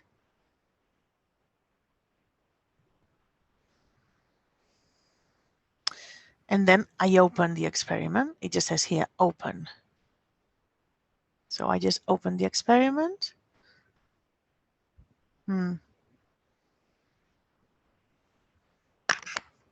Pero Silvia, tú puedes compartir el wifi con tu teléfono, con tu teléfono móvil, ¿no? Tu teléfono de iOS Global, ¿no?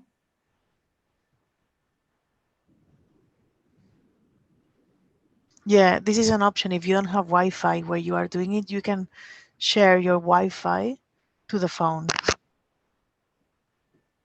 Another option is to buy a SIM card just for the downloading and for the downloading. I mean, you just insert the SIM card when you get the phone from the kid, for example, or the first time that you set up, or you set up all the phones in a place where you have Wi-Fi. That this you can do it. You can do it at your home or wherever. The downloading of the app, and then for the field work, you don't provide SIM cards to the participants, but you can insert a SIM card for the download of the data when you are at your facility. Okay, this can be an idea. Silvia, ¿has entendido esto o? I think maybe we can discuss that with Silvia. Yeah. No et preocupis, ja ho parlarem. Vale. Sí, no pateixis, perquè... Una opción es que tengamos una tarjeta que se use para descargar estos datos, que se pone, se quita de los teléfonos y ya está. Ok, gracias. So, yeah. Okay, now I'm asked, I don't know, you can see here, allow ExpoApp to access photos, media, and files on your device. We need to allow. Basically, you need to allow everything. Oh, and I need to put the password now. Why? To work properly, it is required to remove the app from battery optimization. This is automatically. You just have to put OK. Basically, you cannot have ExpoApp on battery optimization because, yeah. And stop optimizing battery usage. Yes, allow. Everything is allow or yes. So, and then the legal advice will come up, which it's not here yet. I think you need to, I don't know, Serena, whether you need to have the legal advice here. Yeah, paragraph. we have to upload it. Yeah. Yep. And then just say accept and then finish. And then it will say here, it will say location permission is required to work properly. Basically, you need to, this is for GPS and to give permission to record geolocation to the phone. So you have to put OK. And then allow ExpoApp to access this device location. Yes, allow. And then a screen here appears on top saying ExpoApp is running on the foreground. And then you will see here, it just gives you the name of the experiment on top, experiment name, and then the ID of the experiment, which is so long. Yeah. And then it says experiment status, which is started, and then finish, starting date, start date, and end date. This is the dates that we programmed. But I was saying we can change that. We're going to change that now, so you see how to do it. And then at the bottom it says last upload here. It has not been the data has not been yet uploaded because it takes a while, but maybe in 5-10 minutes we'll see, because I have Wi-Fi on this phone, so data will upload every so often, right? But at the moment, what we're going to do is we're going to try to change this the end date, because just imagine you know, I set it for 1 day and I made a mistake. Should be a week and not 1 day. I can check here and then go online on the website. I'm going to share my screen again. And I'm going to go back to the test. The test is at the end. It's this last one, as you can see. And then the start. Oh yeah, here I realized I wanted to do a week, but I've only done 1 day. And then here it should say started, but it doesn't. If I refresh, let me see what happens if I refresh. Yeah, in progress, you see. It already started, last activity, which is now, and then in progress, information. There's no information yet, because well, we need some more information to have this. So I go back to the experiment. I press here, and then I go to bulk operations, modify finish date. Yeah, I can finish the experiment, which is not the case. I can export the link again, but you don't need to do this much, because once you started the experiment, you cannot use that experiment for anybody else. So, and then I can modify the date, and here there's the new date. So I press in here, and I, instead of 1 day, I do it for next Friday, say, and then the hour. The hour it's fine. 12. And then I just go here. The date, you can also change the date by typing it here.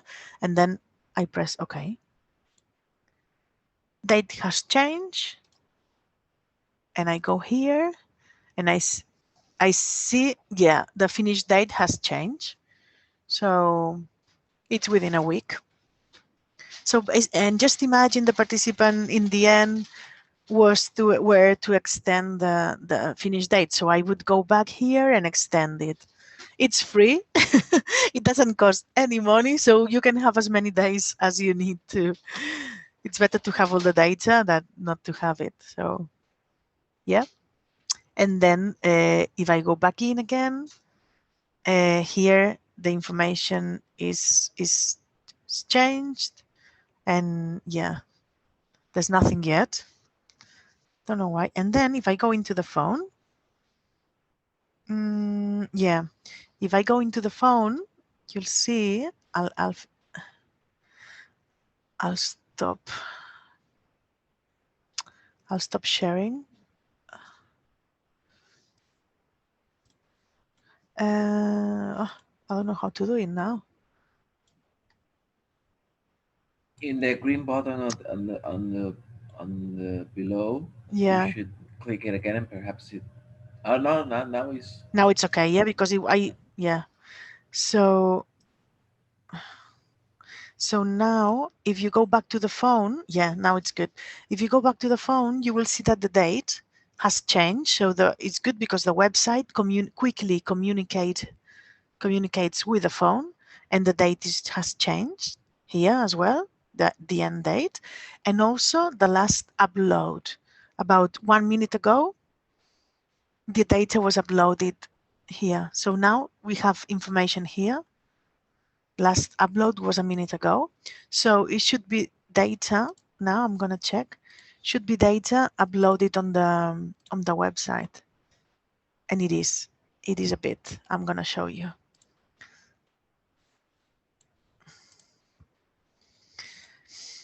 When I go here, I go into experiments and I press in here. You will see that there's some information here about the events. This is screen on and off. If the phone goes on mode DOS at night. So when you don't move the phone shuts in a way.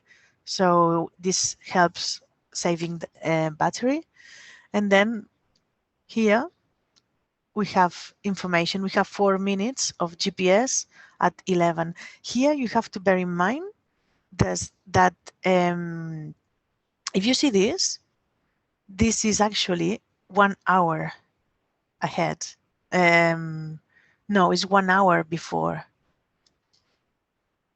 Yeah, and this was 12, not 11. And this is something that the programmers couldn't change.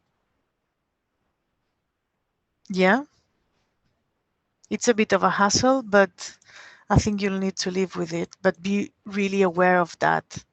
So basically when it says 4 minutes at 11, it's not, it's 4 minutes at 12. But I'm not sure because this is GMT. So this will be, I think this will be okay for beep, for example, because this is your actually current time. Yeah. But yeah, Right. but you need to make sure you know how many hours you need to check, because otherwise it can be a bit messy. Yeah. And then here it will be the wearing time, the number of hours and minutes that the person is wearing the phone. We are working on this. This is not actually accurate at the moment. And then here, the activity report. So basically, the phone has been on for 5 minutes. I probably left it still for about a minute, but then I picked it up. And if I move it, it will be, if I move it like vigorously, it will be like if I was running, for example. So I will do it and see if it, yeah, if we can see that. Yeah, so, and that's it. Basically, each day will be created here, one after the other one, and then you will see the activity. So you will know if the person is wearing the phone or not, and the physical activity that everybody is doing. And here you will see a graph will come up when we have more data. And basically, I can show you another one so we know. Let me see this one, what it is. Yeah, it will be something like that. It gives you the GPS precision, basically. So if you're indoors, it's likely to be red. If you are outside well, actually, for us in Barcelona, as we have high buildings and narrow streets, at home, it's normally really bad precision for GPS because the phones cannot see the sky in a way. But we've seen that in other, I work with Australia, with Melbourne, and they don't have that problem because, you know, people live in houses and space between houses. So the GPS has a better precision. So It depends on the cohort. You will get more red or more green. Yeah. And then this is all the days. And then this is a report which gives you an idea of the minutes that the phone got information for GPS. So basically, this is Barcelona. So at night, we are indoors. At home, there's zeros because the phone doesn't get much signal. But as you can see, when the day starts and we move, the phone gets signal. Yeah, so we have data on the GPS. And then this is the wearing time. So the time that the person had the phone on, so it was moving. And then this is the activity report. Here you can see, this is not a participant, it's just some tests. But in a participant, you would see something with a clear pattern. You would see like peaks. So the person would wear the phone. Yeah. And yeah. So let me go back to the experiment we're doing. No, it's not been refreshed yet. Do you have any questions so far?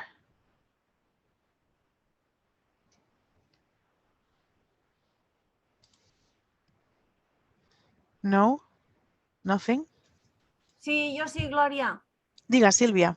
Els participants aquest cop no han d'omplir res, perquè recordo una ExpoApp molt antiga que havien d'anar apuntant cosetes. Les dades van soles, no? Entenc que sí. No hi ha cap... per ExpoApp no heu fet res, ¿no? No, Serena, no hay nada, no tienen que apuntar nada, ¿no? Cuando se lo quitan, se lo ponen. Espera. I have to check on the subs. Sorry, I don't remember. I can double check. Okay. Okay. Yeah. Silvia was basically asking. En el diario sí que hay la parte de si tienen algún problema con algún dispositivo, entonces me imagino que también lo apuntarán allí, pero yo recuerdo una ExpoApp muy antigua que tenían que ir diciendo, pues ahora me lo quito, o ahora salgo a la calle, o ahora... Entonces, Sí. supongo que esta es otra versión y mejor. Claro, Silvia is asking if participants need to write any. It's like a daily diary where they write the time they put it in, they put the phone on, they take it off. Say, for example, the person leaves home and goes to school, if they have to write the time they leave home. This is really depending how, if you want to see if you want to have the clear times for the person, but it's clearly a burden for the participant. So the more information you ask, the more they will have to write. But you can add something simple if you think that will be okay for the project. I'm checking on the diary right now. It's not something that we are asking, and I mean, Mark saw this and he was okay, but I can definitely double check with him if he wants to add a few simple questions to the diary regarding maybe the time they leave home and the time they come back. Yeah. Home, maybe. Yeah, the diary and the participants are already overwhelmed with a lot of tasks and questionnaires and information they have to fill in the diary. And so I cannot see them like recording the time they arrive at school, they leave school, they go wherever else they go. Also because we are thinking about having the diary at home. So then it would be a recall of these timings, and it's gonna be like just probably they will put all the same time every day, you know. It's Silvia, el diario ahora mismo ellos lo dejan en casa y lo rellenan en casa, ¿correcto? Sí. Vale, entonces, o sea, yo lo único que veo como posible información extra que le añadimos es el momento en que dejan la casa y el momento en que vuelven a casa, ¿sabes? Cuando están en casa. Más que eso no creo que podamos añadir. Ahora yo lo confirmo con Mark. Es probable que no añadamos nada o como máximo esta pregunta, o sea, las horas que se han quedado en casa. Okay. Yes, another good idea, yeah, because if you want to see the commuting time, maybe you can ask, what time do you start school? So you know when they leave, they are going to school, just in case they go somewhere else, or so you know the time, because most of them start at 9, right? Or maybe earlier. It depends on the country. But maybe it's good to know, just so you know we can ask, before they are commuting. The hours of school, the schedule. Yeah. So, yeah, and then, so it's basically this. ExpoApp, it's quite simple, and yeah, I was moving the phone here. It's not been uploaded yet, the info, but should be. And I wanted to show you something. I'm gonna share my screen, and we're almost done with this. I want to show you a commuting, what it would look something like this, similar to this. As you can see here, this person around midday, 12, it's moving, and then he put this participant put, this is another study, around 7, this participant put the phone on. It was probably just walking around home, and here you can see clearly that this person was moving, probably walking, and here was moving, very clear, and here probably at home or sitting somewhere, the same here, and this is walking. And then when the phone is off, there is a straight line. Yeah, and you can see pretty much in people that work, this is a person that does not work actually, because in our studies we have lots of retired people, but people that work, normally they have a clear pattern. So with your participants that go to school every day, probably go to they have a break at a time every day, they go home, you will see a clear pattern every day, and that's beautiful really to see. Yeah, this person was walking here. So, and you will see this in the report here every day, but you will see it one next to another, not on top of the other. Yeah. So, yeah, I think this is, and then to download the data, it's as simple as going here, go into the experiment, click on the experiment, and export. And then it's preparing the download. And I'm not sure when it's downloading the data. Maybe in the downloading downloads folder, I think. And it just downloads the data. So it's very easy. And you can download it as many times as you want. So you can download it. The data manager can download it. Anybody can download it. You can do different copies. This is depending. Yeah. So is everything more or less clear?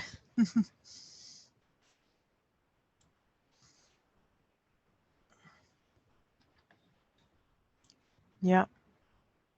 Did anybody try to download and do everything with the following Gloria? And were you able to download and do everything? Yeah, we download everything for the test we did with Sarah Koch. No, I'm just wondering if everybody else in the call was able to download the app. Yeah, no, I haven't done it. I haven't even generated the email addresses, so so I couldn't follow.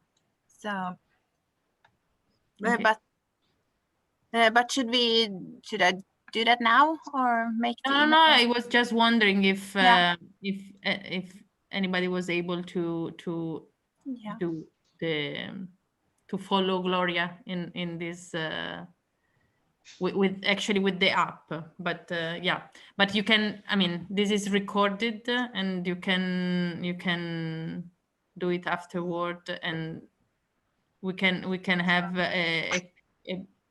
we can have Gloria on our meetings to solve any problem that might arise related to the app. Yeah, if you have any, once you start using it, test it. It's really simple. If you make a mistake, no problem, because it doesn't, you don't use any experiments, you know, we don't have a maximum number of experiments, I don't think. So you just play with it, try it, and yeah, and you have my email.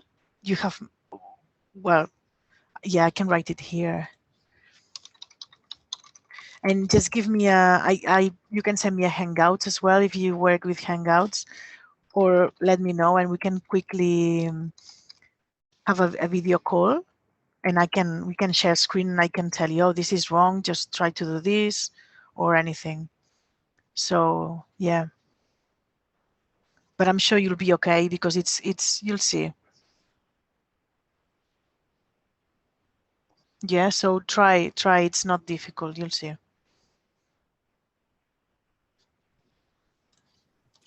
I just have just a small practical question for the email accounts. Does it matter which name we put in? Not the username, but the name and the date of birth. So we can just like say MOBA for first name and athlete last, and yeah.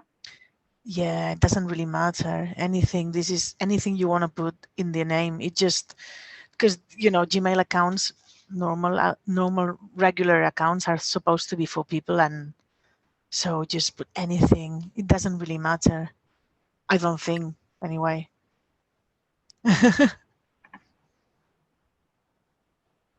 Maybe you can name each phone or each account with a name you like. So just for fun. I don't know. like a musician or something. So I don't know. You need an IT person to have funny and creative names for each phone. Yeah, you can, or maybe Mars, now that it's so in fashion. Mars, Venus. I would say that the easiest way would be athlete as a first name and the number of the phone as the last name, and that's it. I would yeah, it doesn't really. Yeah, it's totally. Or the same athlete 01 and athlete 01 again, and that's it. Yeah. Good. We will delete these accounts once we're done with the study. And yeah, at the beginning we were thinking about having the, you know, the using the phone of the participants. So this is like something that we had to, yeah, to figure out on the go. And we decided to go for for the Gmail account.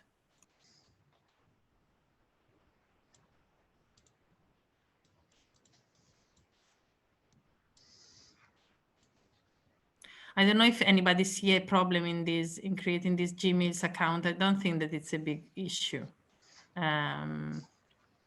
The password will be known by the field workers in your cohort and nobody else. So, I mean, the only issue I can see is that somebody can use these emails for doing something illegal or whatever. But as long as you have the password, then it's a safe enough password, then this should not be a problem. But then, Serena, when you go into the phone, when you actually go into the phone, I don't know if your participants will be able to go into the phone. So you will put a PIN number and they won't be able to go in, right? Yeah, the idea is that they are not allowed to enter the phone. So they should not be allowed to send emails through the phone. Okay, that's fine then. Yeah.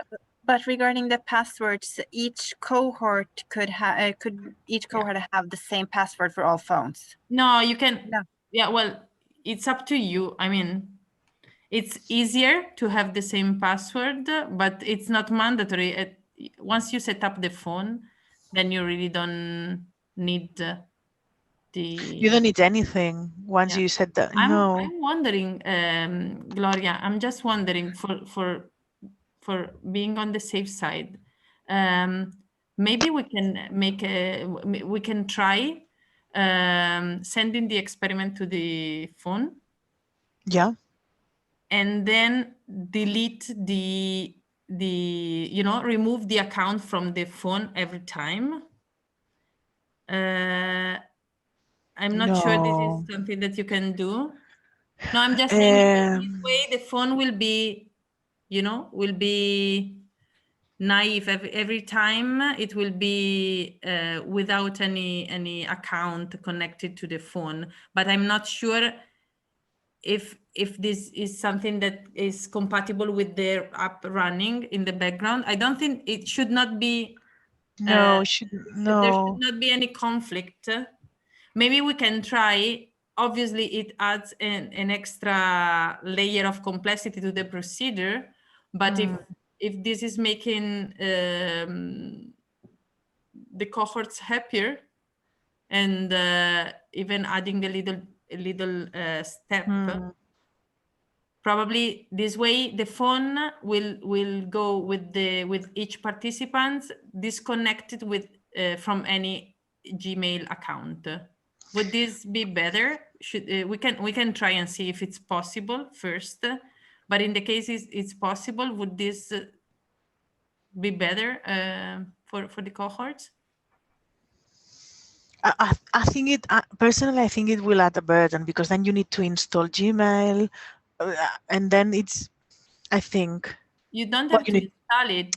You just not have install, but to remove your account every time. But I don't know what the cohorts.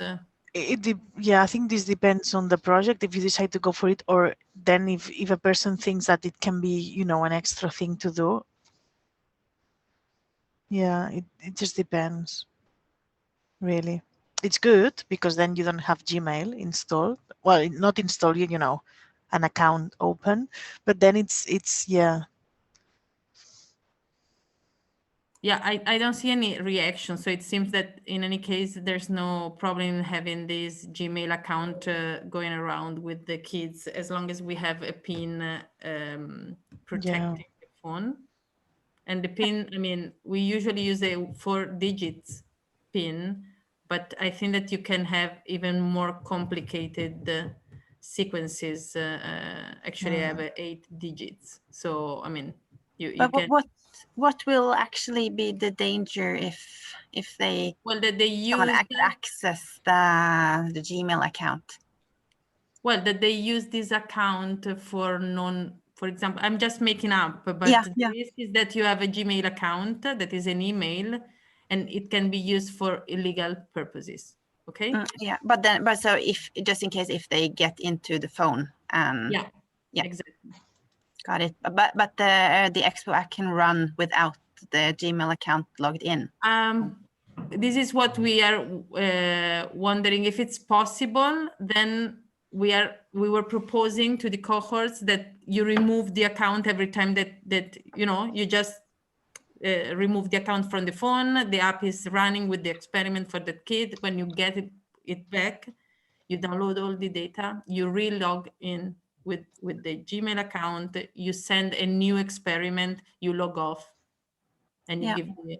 I mean, this is one option, but obviously we need to do some testing just to see if everything is working.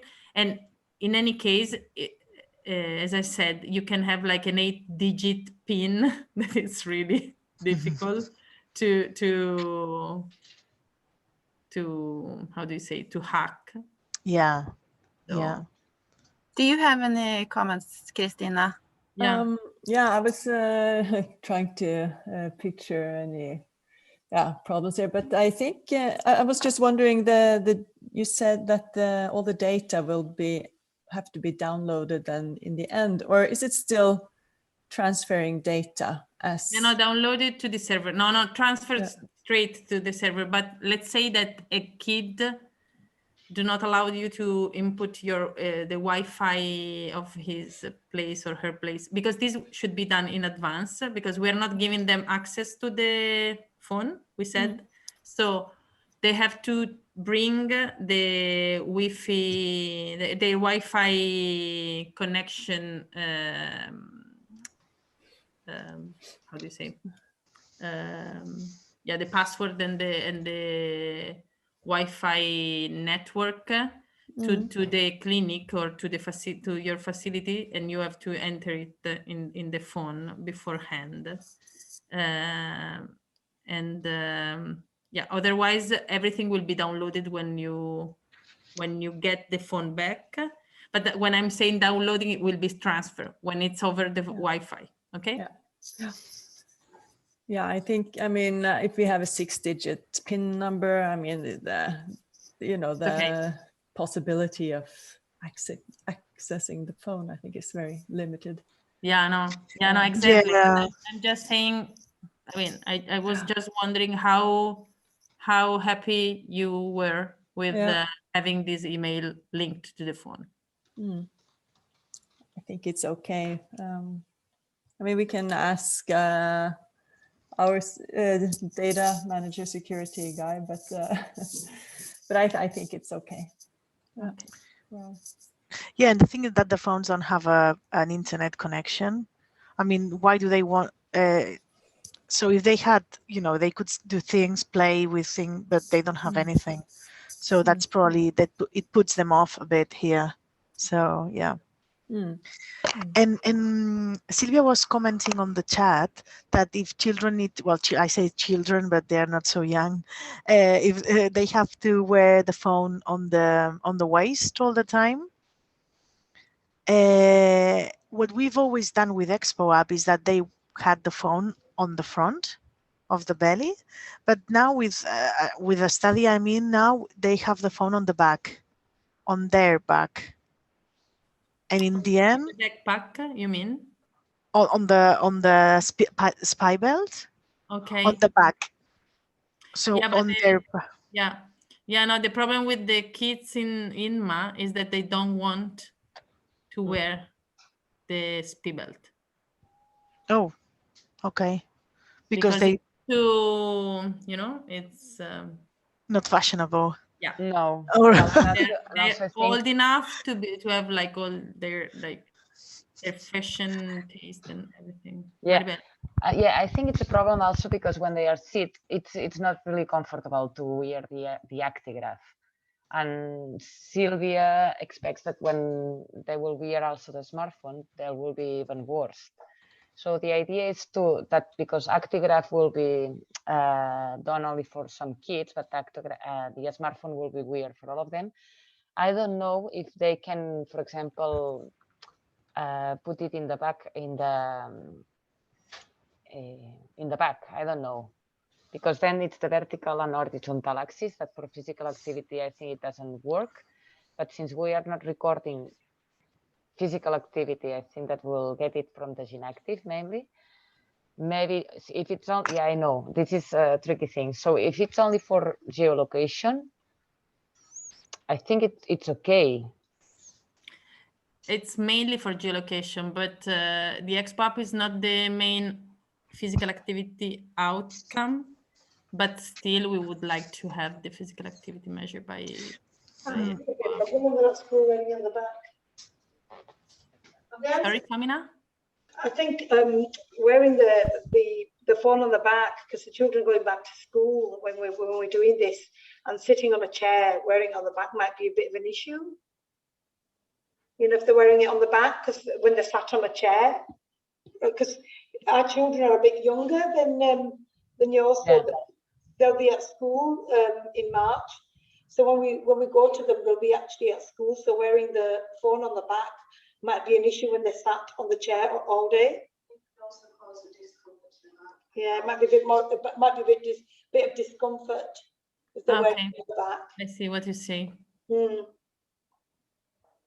Yes, if you have the chairs with the back without a hole, yeah. Yeah, with a solid bag. I mean, just a comment, because I'm a bit worried that if they have the phone on the backpack, maybe they leave the backpack and they don't take the phone with them, so you lose loads of geolocation. Mhm. And we're not saying that. Yeah, that's true. So then you lose like anything, they going out on the break if they have a big patio or like an open space, which is an exposure to natural outdoor, especially in some cities. Yeah, and also And then during the so you weekend, well, yeah, that it's important to hear them. I think in the past, when we've said that going out to the outdoor area, we've asked them to take the backpack with them and put it on a high place. If not wear it, at least put it off the ground while they're outside. That's to do. But this was, Samina, this was mainly because of the tube. Yeah. It was because of the air pollution monitoring, trying to keep it as high as possible, resembling the upper Where they would wear it, yeah. exposure. It's rather for this than So would we still have to do that this time round? Would they obviously will with the backpack? it was it's the same. It's the same. They have to wear it. They're wearing it, aren't they, this time round the neck? They're wearing the tube this time round, aren't they? I cannot hear you, Samina. They'll be wearing the tube this time round. They will wear it, the tube around the neck. Not around the neck, no. On the backpack yeah. stripe on here. Yeah, on the side, yeah. And then the we're asking them to keep it when they sit, for example, try to keep it higher, not on the floor. Yeah. As much as they can. Yeah. And but for the ExpoApp, I don't know. I think that backpack would be the last. Yeah. So I think my question was when they are wearing the phone, like we said, on the back, where the spine is. My concern is that if they're sat on a chair without a gap at the back, it might become a bit uncomfortable because our children are a bit younger. They're 12, 13-year-olds. So, and they will be going back to school in a couple of weeks' time. So when we do go and visit them, my worry is that they'll be sat long periods with this phone on the back, and they might find it a bit more discomfort than when they were wearing it around the front, which didn't really bother them because it was at the front. Well, it can bother because it's it's a phone, and it's when you hold, it can be uncomfortable also on the front. But if you're not using physical activity, but we are not. It's our main outcome. But still, we don't want to measure it. We would like to measure it in the best way. Okay. Because we would like to validate it actually using the actigraph. Yeah. So you need to know whether and you need to set a specific place to place the mobile. Yeah, we want yeah. Sarina, what about like a travel pack for phones that you put, around your inside, so it can be inside your. I mean, does it have to be? No, I got open? It. What do you say? Like the passport and valuable. You can have it. Can you have it under your sweater or? No, actually, there is no reason why they have to carry it outside the clothes. They can even the speed belt. They wear it under. They can wear it under their t-shirt, for example. But I mean, adolescents, I don't know. They do not wear a 2-layer, sometimes like a t-shirt. They don't want a second t-shirt because, and then it's uncomfortable to have this this purse or the- textiles things. I don't know. yeah. I don't know because I didn't touch the spibels actually. And I don't know how comfortable they would be on the bare skin. They're not too bad. They're quite soft. It's good material. So yeah. Also the belt itself, also the and the buckle. I mean, because if you're wearing it on the bare skin, it can be really uncomfortable, I think, sometimes. And particularly like in the southern countries with summer. Well, you need to make sure in between participants now more than ever, you need to make sure you wash the bells in between, because some of them can bring them, especially young kids, you know, totally like, eek. So you need to clean them just with soap. And I'm wondering whether we have to buy more because we bought 7 per cohort. Yeah, maybe 1 or 2. Yeah, maybe. Yeah, I was not. I didn't. I don't know, Christine. I think that the pouch, the passport pouch, it's even less comfortable than the. Yeah, and I mean this belt is like a running belt. So I mean, if you have some kind of a cool running belt, I think that would be fine. I mean, they are like supposedly they are really good. No, they're this one. They are very comfortable, really. They are the ones that people that run use. So the pouch is really comfortable. The phone is really good. The size of this phone is really good for that pouch because it's not too, it's a bit tight, but not, so you put the phone in and it's just really a good size. It's not too big. Can you see my screen? Yeah. It's this thing, and it's really the runner. It's a runner belt. Yeah. So it's meant to be as comfortable as possible, and it's one of the best, I think, on the market. No, Gloria, we decided to go for this rather than the Decathlon one because it was the better option. Yeah, it's much more expensive. But I've worked with them for 10 years now, and they are good. I think they look good. They're about 20 euros each one. They should be good. Yeah. So, and I think the best thing really is to put them around the waist because it's the part where you can control physical activity, and you can control physical activity, and it's not a place that can be moved, because if you put them around somewhere, you know, people will start moving it and it will be like on top of the body. I think it's worse because people, you know, on the waist is like wearing a belt, like a belt from the trousers, and people don't actually say, you know, they don't complain. Well, we can ask to the kids. I mean, we can have the main being the waist on the front or on the back, depending. I think that on the front is what we wrote in the protocol, and if a kid is more comfortable wearing it on the back, then we can record this in the incidents, like in the fieldwork monitoring data sheet, and also we can tell the kids that if in some specific moments they are moving it because they feel more comfortable in a position or the other, maybe to find a way. If it's a long period during the day, maybe they can somehow record this movement. Again, we have to be aware that they are not carrying the diary with them all the time. So it's going to be tricky to record this information, and we cannot ask them to carry the diary. Okay, it's something that is going to be too much.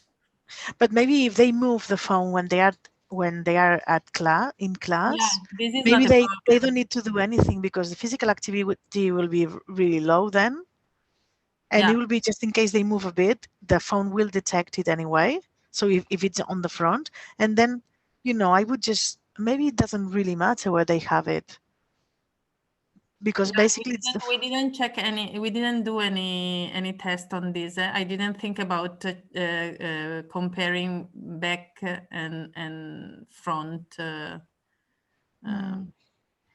Yeah, yeah, position. we Because I know that Sarah did some comparison between wearing it in the backpack. In the backpack is moving, and obviously the three axes are switching, and Yeah. this is not the best.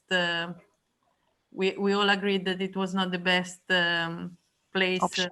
Yeah. Yeah, but yeah, I don't think it will be a problem just moving it.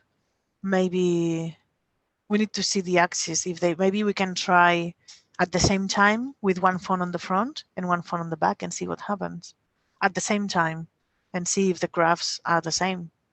And switch them in between. Yeah. Maybe, yeah. Which axis is recording when? Hmm. If they always see the same direction, for example, if they, you know what I mean? I think they do, because I don't think they count negative, which would be the case if you put it on the back, and Yeah. if we normally walk front, we don't tend to walk back, so I don't think the axis is always a positive number. So it needs, if I'm walking that way, it doesn't matter how the phone is, it's always walking. So yeah, we can test. Okay, but yeah, I think that we can keep this. We can maybe modify slightly the SOPs to include the fact that if a kid is really like more comfortable wearing it on the back, then we record it and that's it. And then we can test this this at IS Global. Yeah. Okay.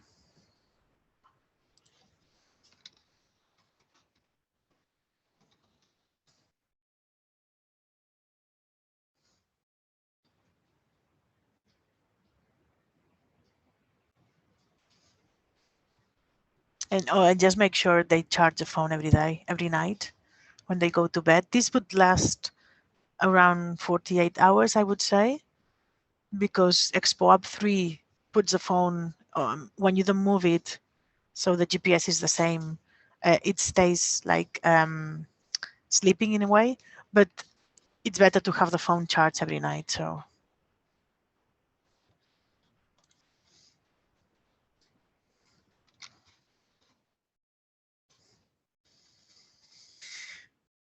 yeah. Not sure if anybody has a question or, but you know, as I said, I'm always up for a quick call if I'm on my computer. So I would just, I would test it and let me know if you have any questions.